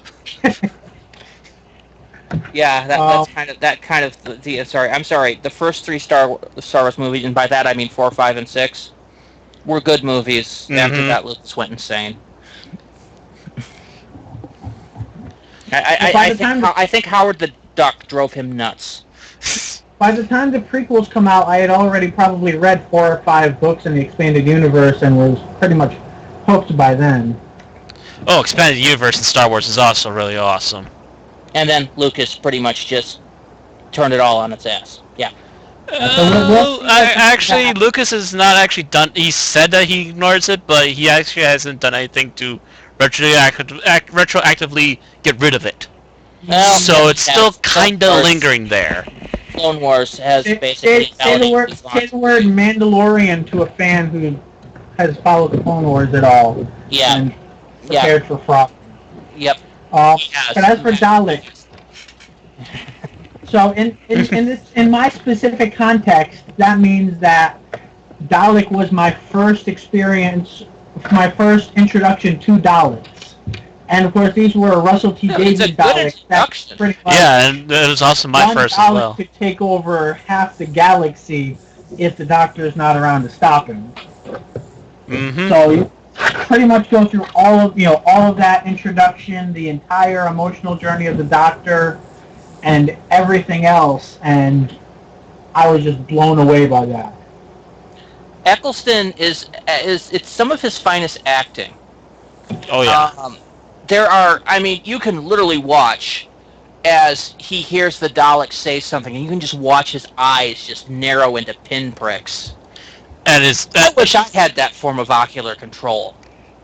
Yeah, as a matter of fact, there's that picture right there. Yeah, I know what you mean. But yeah. He's just, and at one point he's just ranting to the point that you can see spit falling out of his mouth because he's just foaming. Mm-hmm. And you don't get that level of just sheer visceral hate that He has not just ocular. He has a lot of facial control. Like if you look at his facial expressions, he really emotes. Yes, he does. I've seen him that's in a usually few things now. I have Hollywood. never seen him in something I have not liked his acting in. Mm-hmm. That includes G.I. Joe. I will not say anything for the rest of the movie because it's shite. Yeah. But Eccleston still does a good job. He does an excellent job with anything he's given, even the worst of it. See him. He's actually upcoming in Thor. Oh, that's right. Yeah, I just saw a picture of that character too. I really, really, really am looking forward to seeing what he does with that role. He's gonna play a freaking drow from Marvel Comics.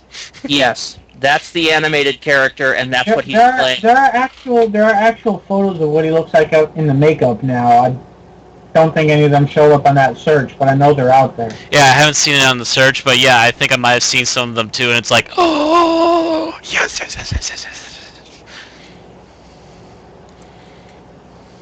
But yeah, I cannot wait for the next Thor movie. That's gonna be awesome. Oh, and there's a picture of Tennant. Speaking of Tennant, brings us to David Tennant. Mm-hmm. And I think this is going to be another one where we see a good bit of variety on. Possibly. And I'm actually going to go with what Matt did for Eccleston and go with, well, this isn't quite the same because this isn't Tennant's finale, but by all rights it should have been. It is, after all, the second part is called Journey's End, and the first being The Stolen Earth, and it is a really good farewell for Russell T. Davies, the 10th Doctor, all of his companions, and basically that era of the show. That it's just a great farewell for, I mean, I wouldn't say it's the best. I'm sure there are more tightly plotted, better written things, but in terms of sheer fanish awesomeness, you do not get something more tightly packed than The Stolen Earth, Journey's End. Yeah, I actually, though I loved that serial when it came out. I'm unlike I actually saw your recent blog. I actually liked the majority of the specials. Apparently, you did not. I'm very hot or very cold for the specials. I know a lot of people did not like End of Time Part 1 and Part 2, and I actually kind of did.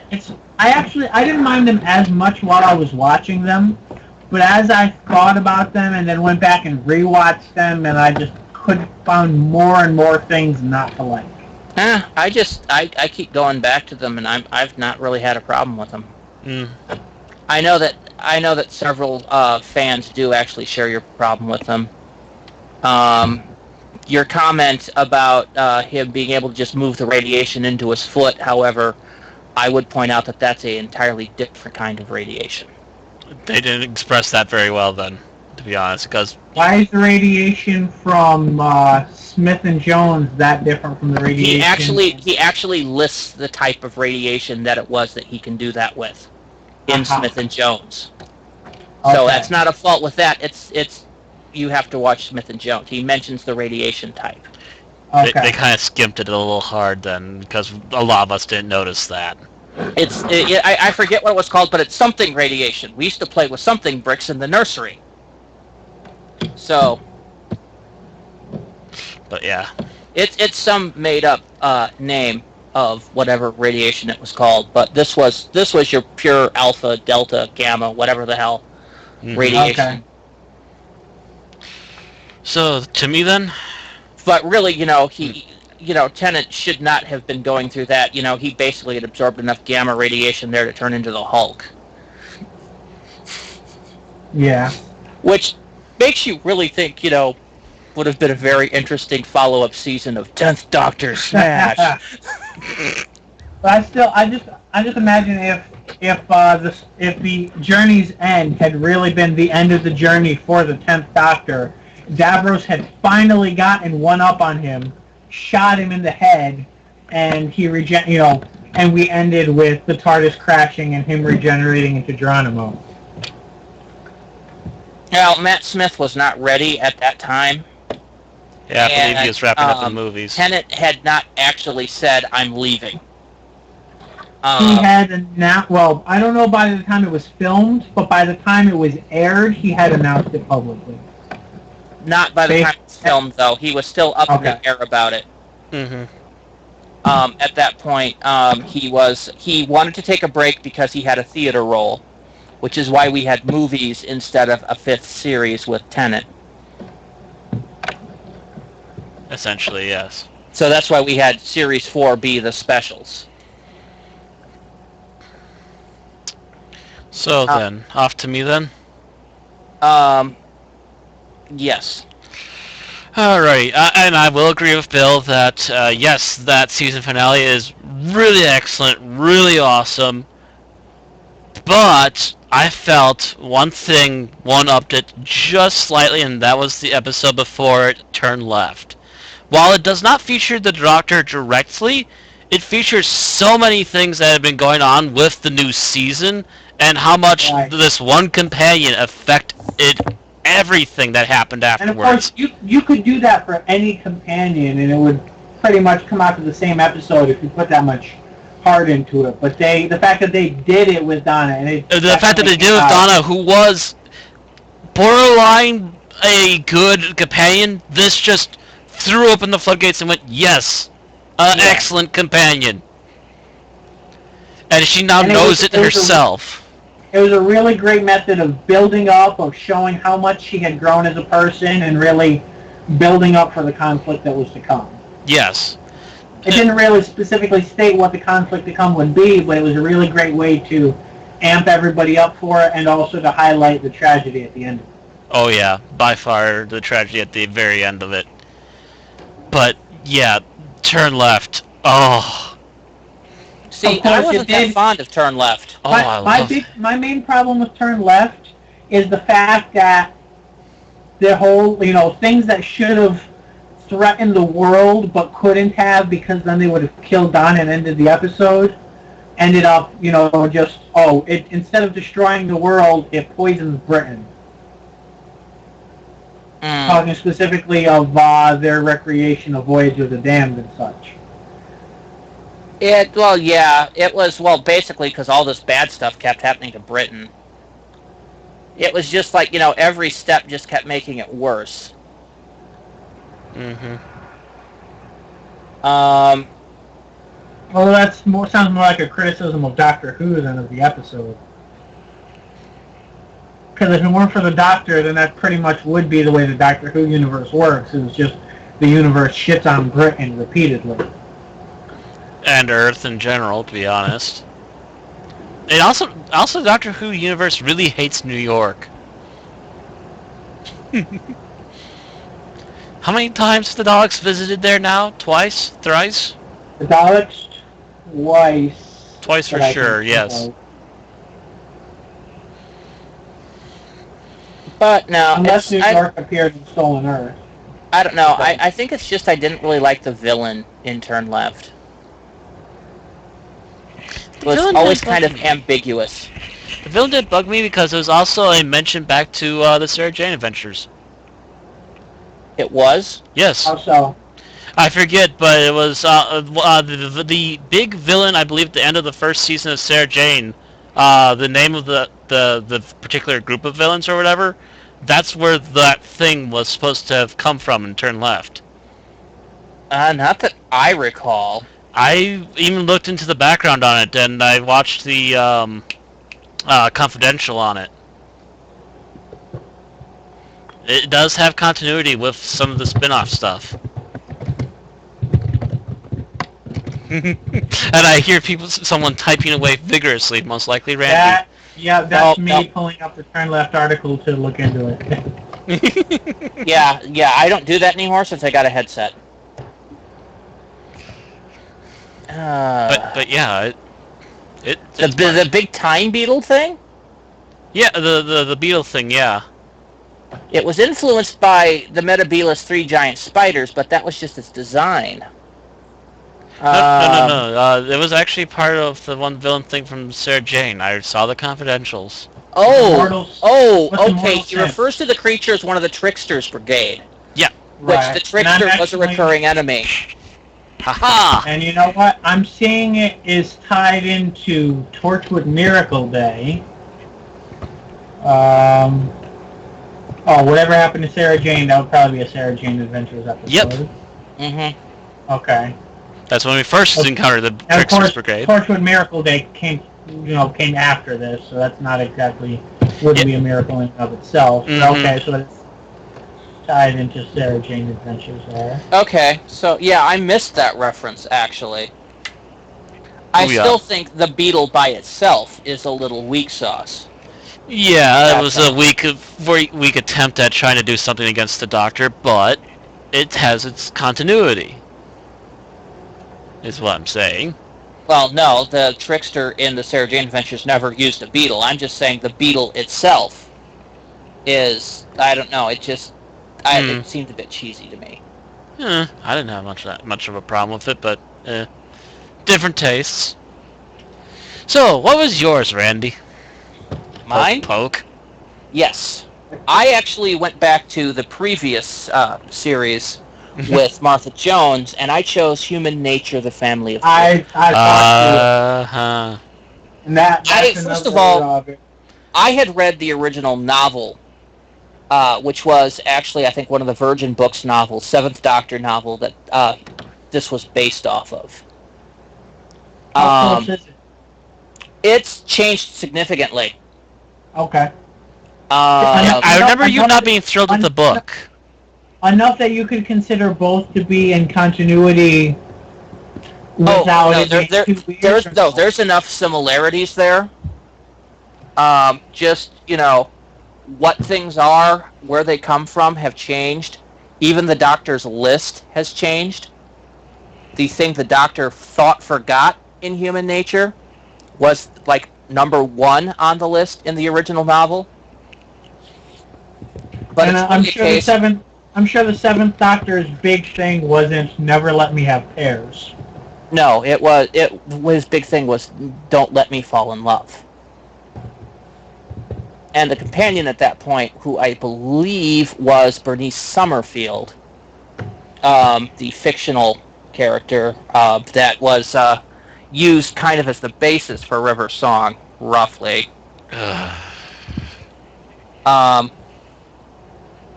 Is kind of torn because she sees the Doctor falling in love but doesn't know what to do with it, how to stop it, whatever. But there's beyond it being a novel that, and I actually did kind of like the novel. It was originally available for a free download from the BBC's website back in the early 90s or the early 2000s. Mm-hmm. And I had downloaded it at that point. It was one of my early works of editing, by the way, because it needed to be fixed a little. But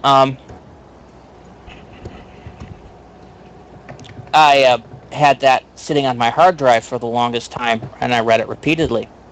It was unfortunately lost about 3 computers ago, but I thought it was well written, and I thought this improved on it. They made some changes, some substantial changes. The chameleon arch in there was originally in the novels created by the Family of Blood. The entire thing was a gigantic trap. Yeah.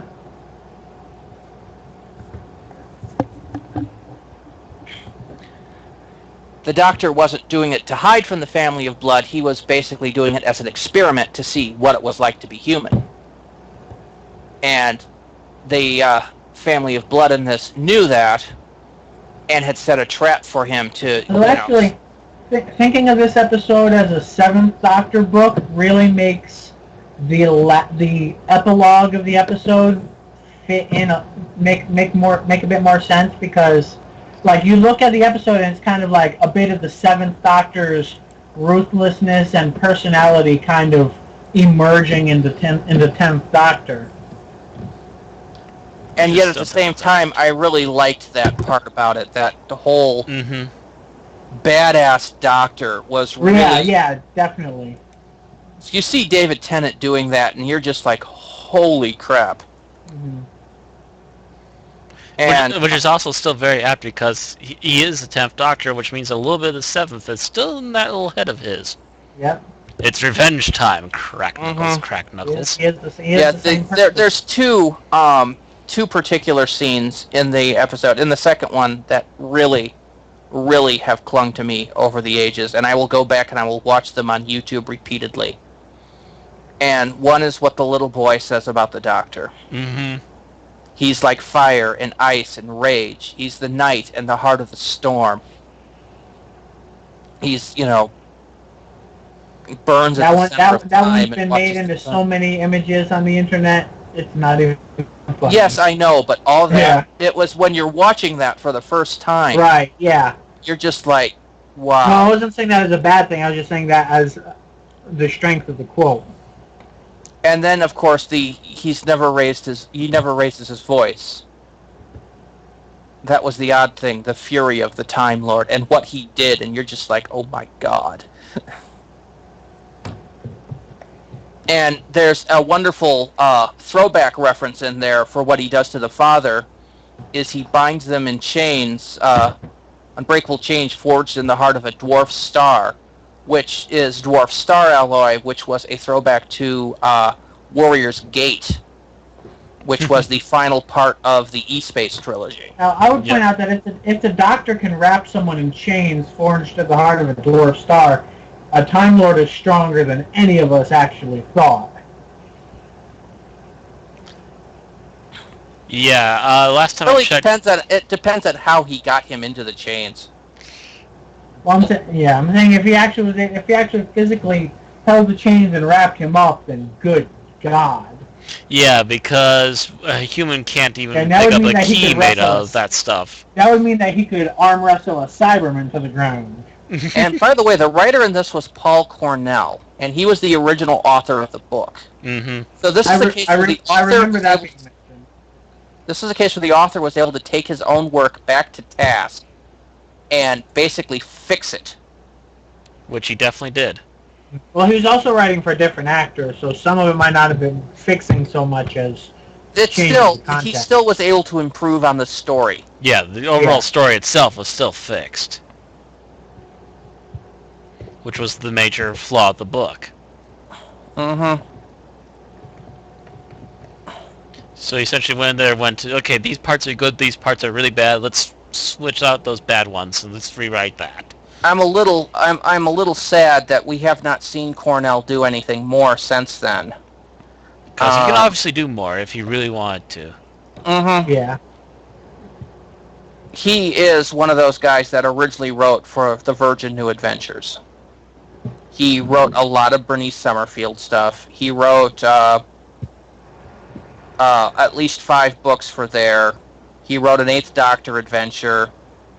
He wrote Scream of the Shalka, which was, the original 9th Doctor, as was aired. That would be something to review at some point, but that's a different time. He did a lot. He wrote for Doctor Who comics, even.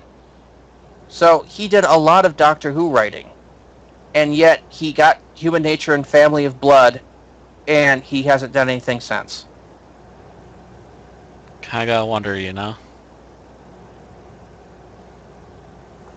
It's just a little sad, because yes, I really liked Human Nature, Family of Blood, and it's actually also a very big. A lot of magazines have considered it the best of the 10th Doctor. So. Well, it definitely let Tennant stretch his acting shoes for 2 episodes. And this was one that I had some other ones that I had thought of. I had thought of doing Rise of the Cybermen: Age of Steel. There's that. Which is. I should mention, unlike my pick for the season, or it was a different season, but still, unlike my pick, this one could actually be described as best versus just most enjoyable, like the one that I picked. For me, it's not just best. For me, it's this is the Doctor. This is what he does, and this really this is the Doctor. This is what he does. Especially that season where he was all about, do what he can to avoid the conflict, instead of try to avoid being forced to kill someone, even if it inadvertently ends in other problems, which, if you come back, then you lose that mercy. You cross the line, you go too far, and he comes down on you like the hand of God. Right. And that just always hit me. It'll always hit me as being part of the core of what David Tennant's Doctor was. Mm-hmm. He wants to be, he wants to be the happy traveler, eager fanboy in a way. And he's always also the second chance Doctor. Giving you one more chance, Doctor. But when you fail that, and when you cross that line, he's there. He did the same thing in not Human Nature. That's what we're talking about. The one with Sarah Jane, School Reunion. School Reunion, yes. It's basically a good chunk of what made David Tennant, and this is a two-parter that really shows that to me. And I mean, especially that season. Did any of you happen to read my article about that season? I think you might have. I probably have, but I don't have the best memory retention. But basically with Daleks in Manhattan, this, and the season finale, they really, it basically really forms at that point. The Doctor is just pretty much she's so tired of loss. It's just become this Doctor that is doing whatever he can to keep himself from being the destroyer, and then feels all the more regret even than the season prior when it's forced to come out of him. And which really, is why he then spent the entire ending three-parter trying to tell the Master he forgives him for the sake of being that guy. And you really think about it, series 3 had the best ending for the Doctor. I mean, yes, the Master died. He's the last of his own kind again. But for once, he did not have a companion that had a horrific ending.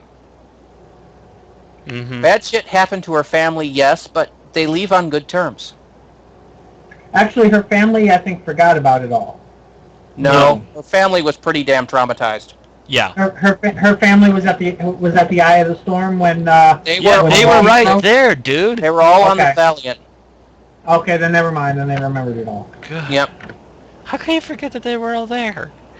Yeah, they were pretty much in shock from remembering the year that wasn't. But but still, she just basically decides I need to get off now. But I'll call you back at some point. And she does. Mm-hmm. Mm-hmm. But considering you deal with Rose, lost in a parallel universe, Doctor forced to say goodbye, and then Donna, who's forced to forget everything that they ever did together, or even that he exists. And also forget that she can actually be a useful, decent human being. Mm-hmm. It's really depressing. Those two are really depressing endings for him, where this one's kind of upswing. Plus the final laugh they have, learning that Jack is the face of Bo. Mm-hmm. River downloaded into a library. I don't really call River as a companion yet, because, yeah, he downloaded her, but he really didn't know her that well. Right.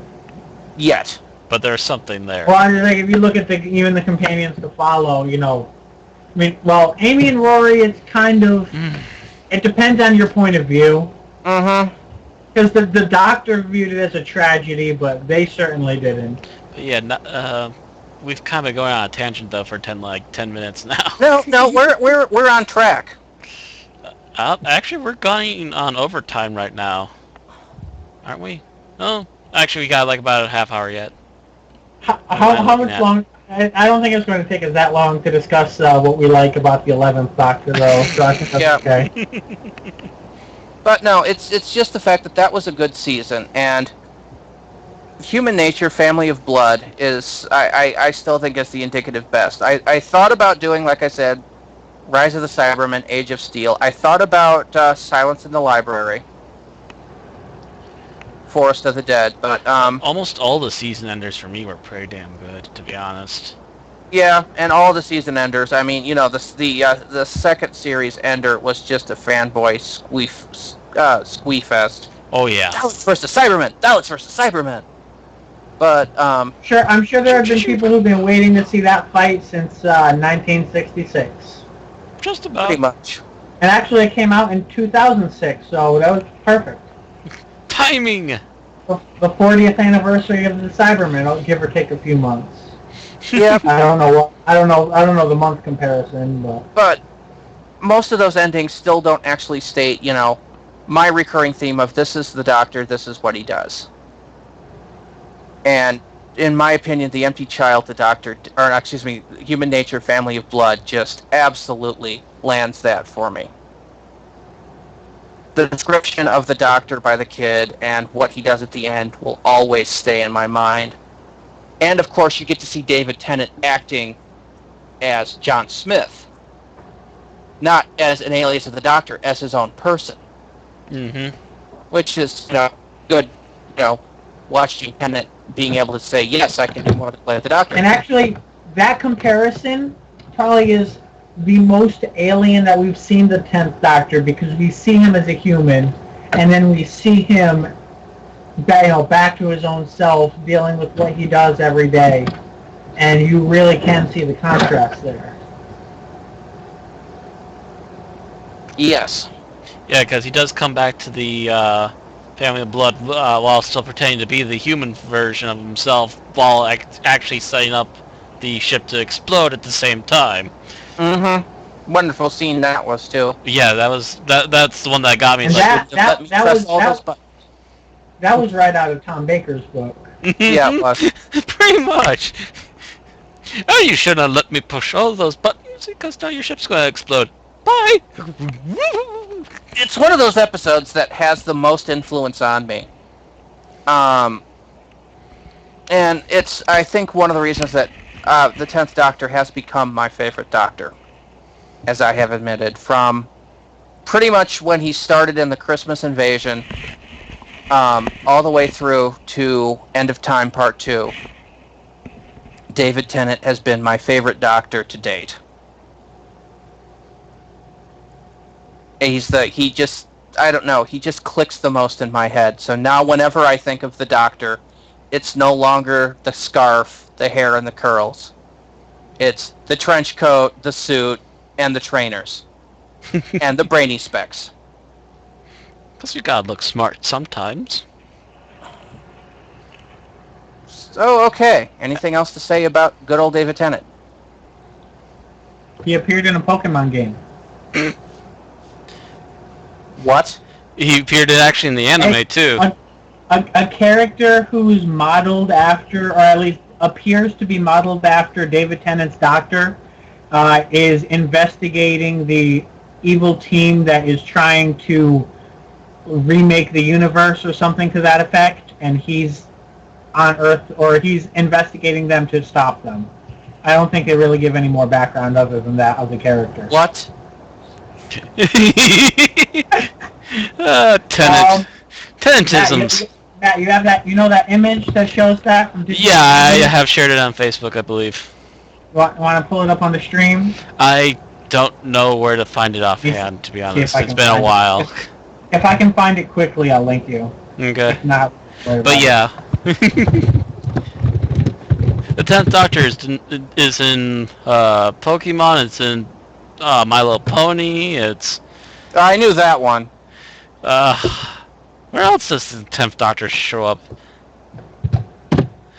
He seems to randomly pop up in all kinds of places these days, to be honest. I'm hoping that worked. It was a Google link, so we might need the actual image link, in which case I'll link it that. If that doesn't work, there's the actual link. Oop, a little too far. There we go. It's a little blurry, but yeah, I got it.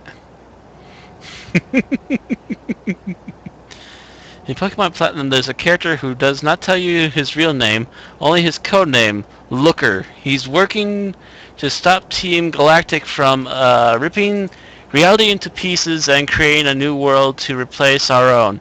He wears a brown coat and a suit and has a very pointy hair. He seems very similar to the Doctor from Doctor Who. The Doctor also goes around stopping galactic cataclysmic events and never reveals his actual name. Looker also looks like the 10th Doctor, David Tennant.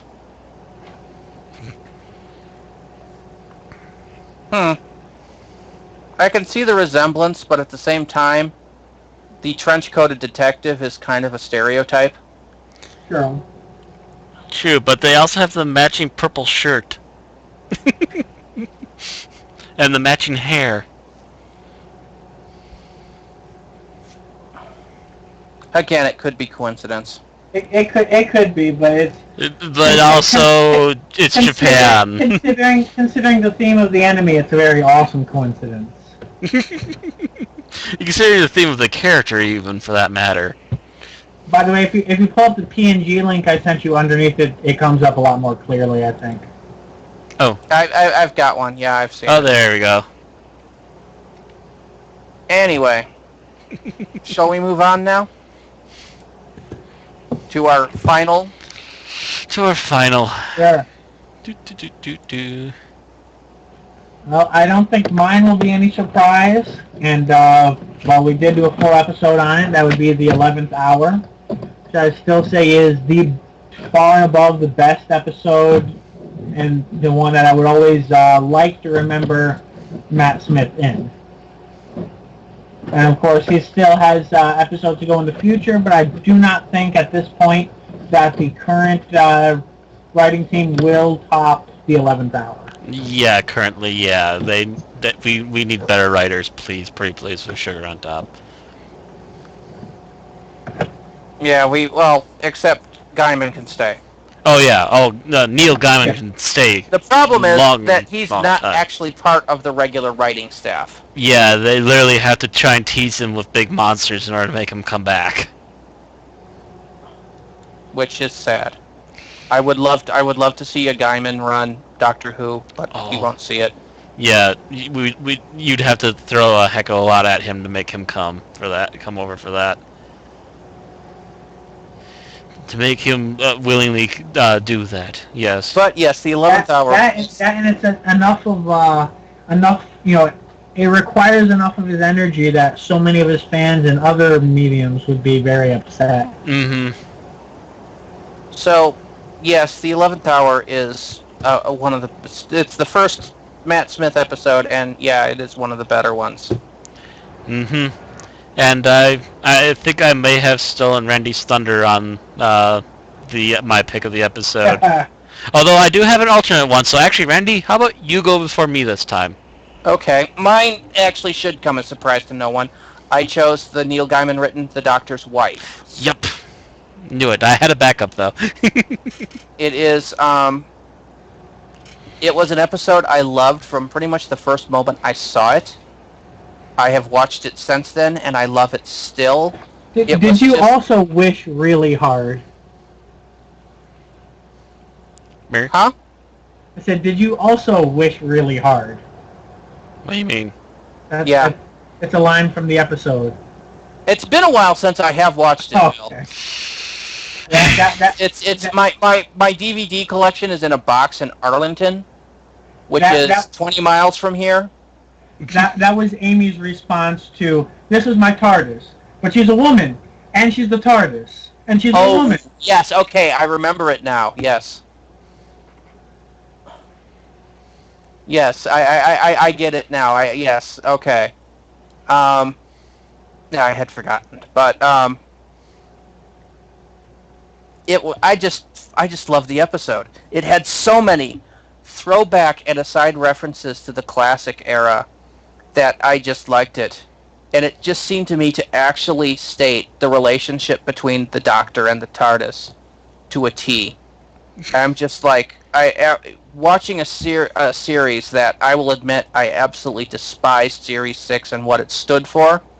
River I'm Song. just like, thank you, Gaiman. Thank you for giving me something to bring hope back to my life. You know? There's something about those moments when the 11th Doctor stops being a child and gets, intimidating and angry, and I don't know if it's just they're rare enough and so different enough as regular personality that it really draws me in. Mm-hmm.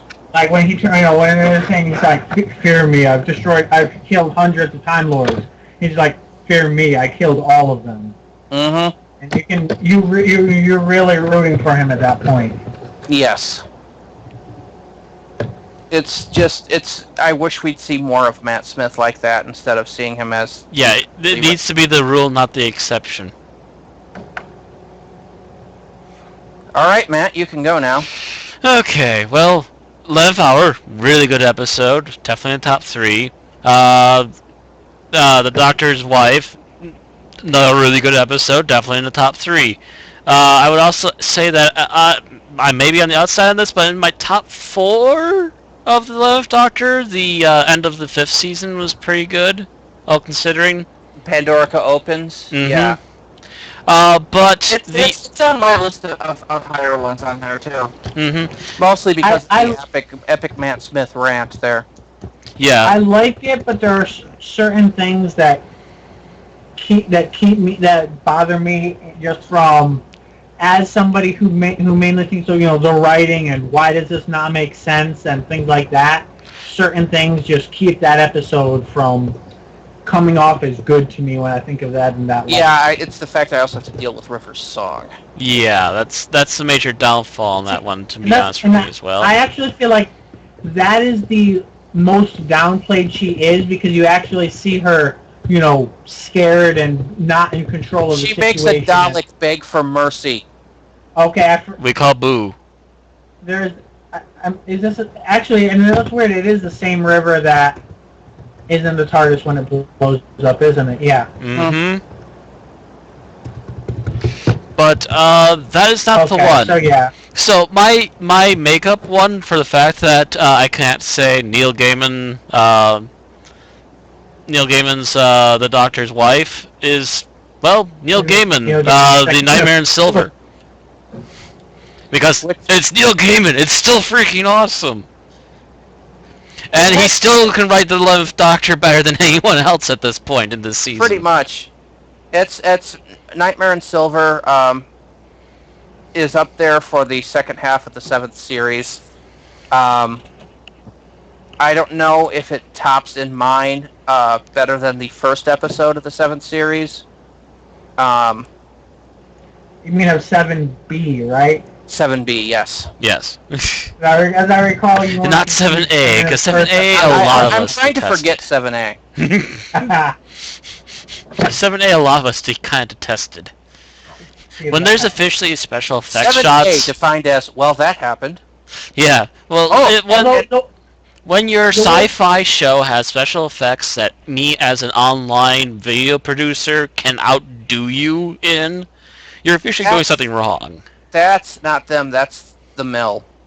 Still, BBC had to take the shots that were used for that. And they could have done so much better. Easily. But I digress. Really, the way they're doing series 7 and 8, they might as well have called 2012 as series 7, 2013 as series 8, 2014 as series 9, and 2015 as series 10, rather than each season being split over 2 years. Yeah, I think they really should have. On the other hand, that would mandate them cutting back to 6-7 episodes a series. Yeah, it worked for Sylvester McCoy. Yeah, I know. It's just something I'm really hoping that we don't wind up getting. But I wouldn't mind to return to Sylvester McCoy from what I've seen after some of these episodes lately. But no, the Bells of St. John is Oh yeah. on the top of my list for 7B, but Hmm. Nightmare in Silver is right behind it.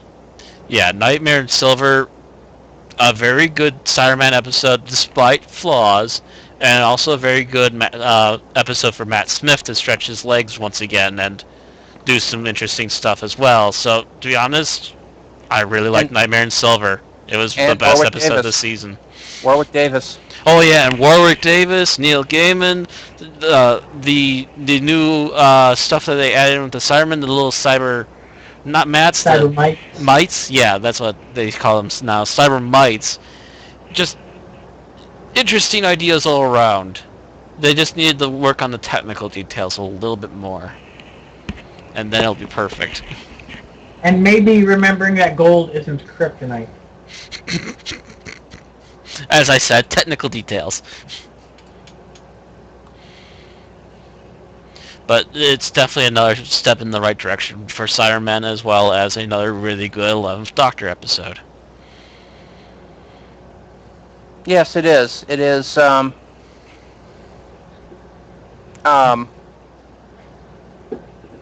it's like Matt said. It has its flaws. It has a few things that could have been done better, but I think Gaiman was a little rushed, and he was forced to fit it within the frame of what was going on this season. Mm-hmm.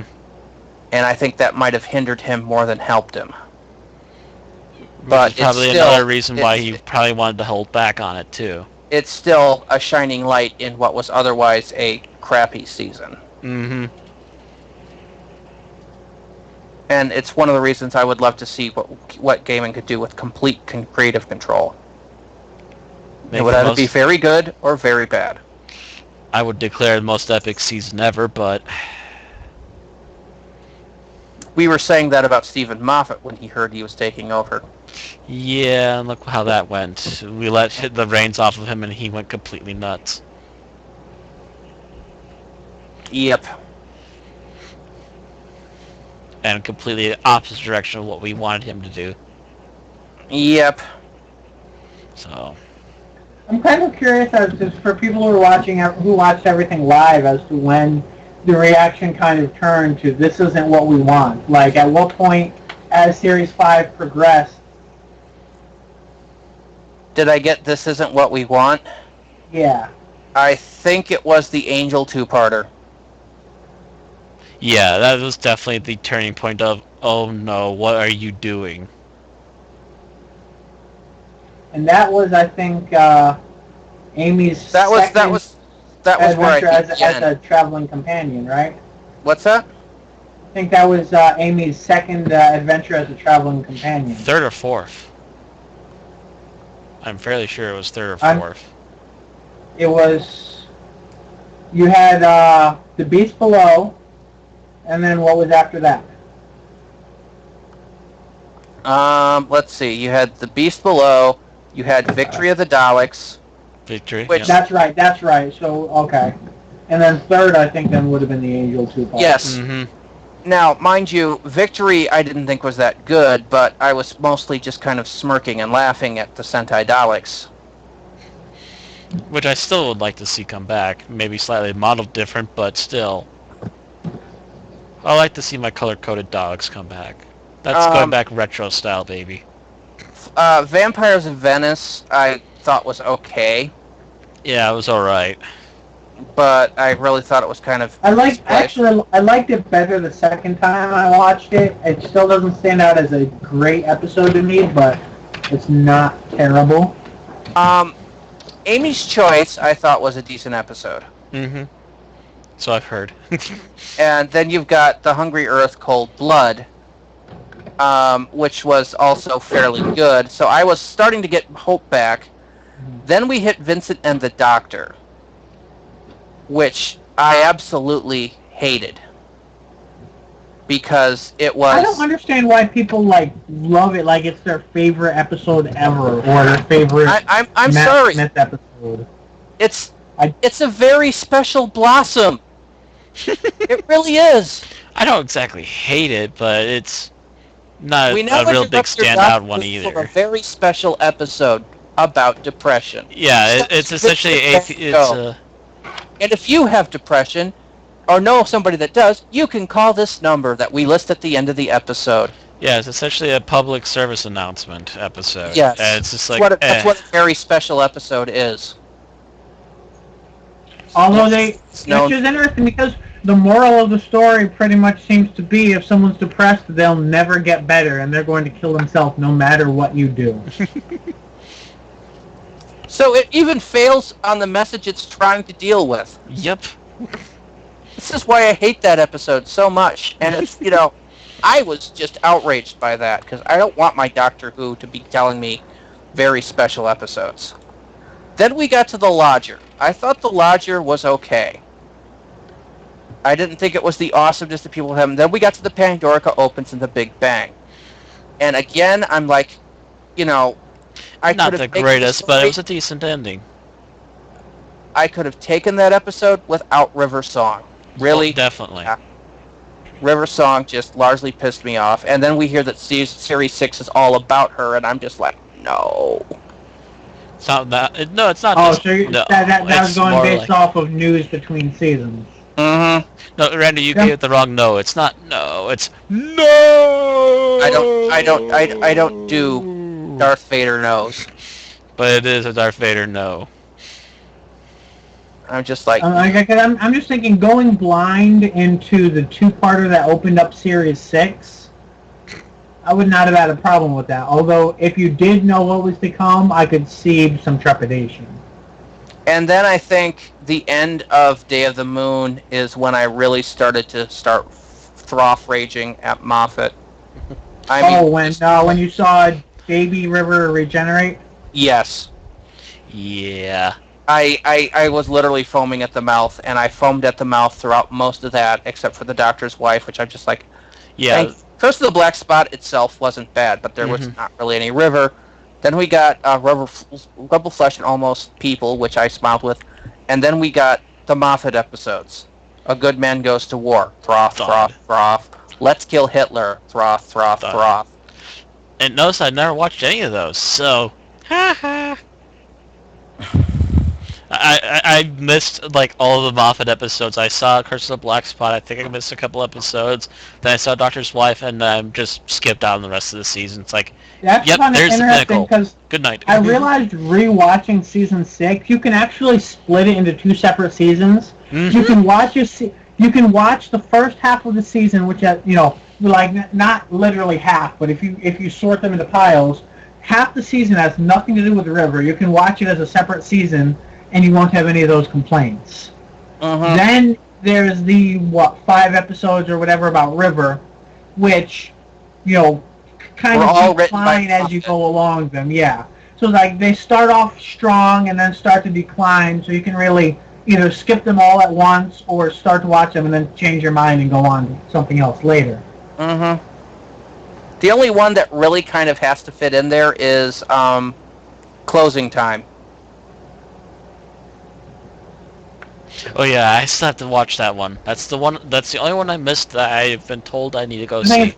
Closing Time is influenced by the Moffat plot, but it's actually not part of it.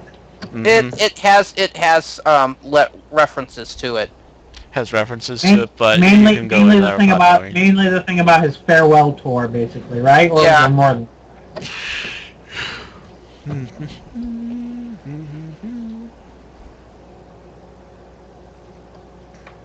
But yeah, that's the only one I've missed that I've been told that I should really see. And from the what little I picked up of it, yeah, I definitely should see it. It's a Cyberman story. I need to go see that.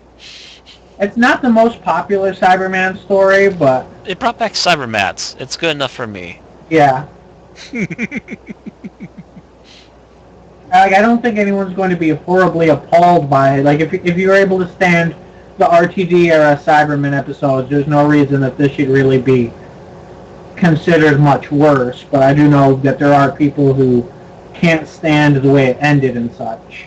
Hey, it's not the 4th Doctor's Cyberman, at least. That one didn't turn out too hot.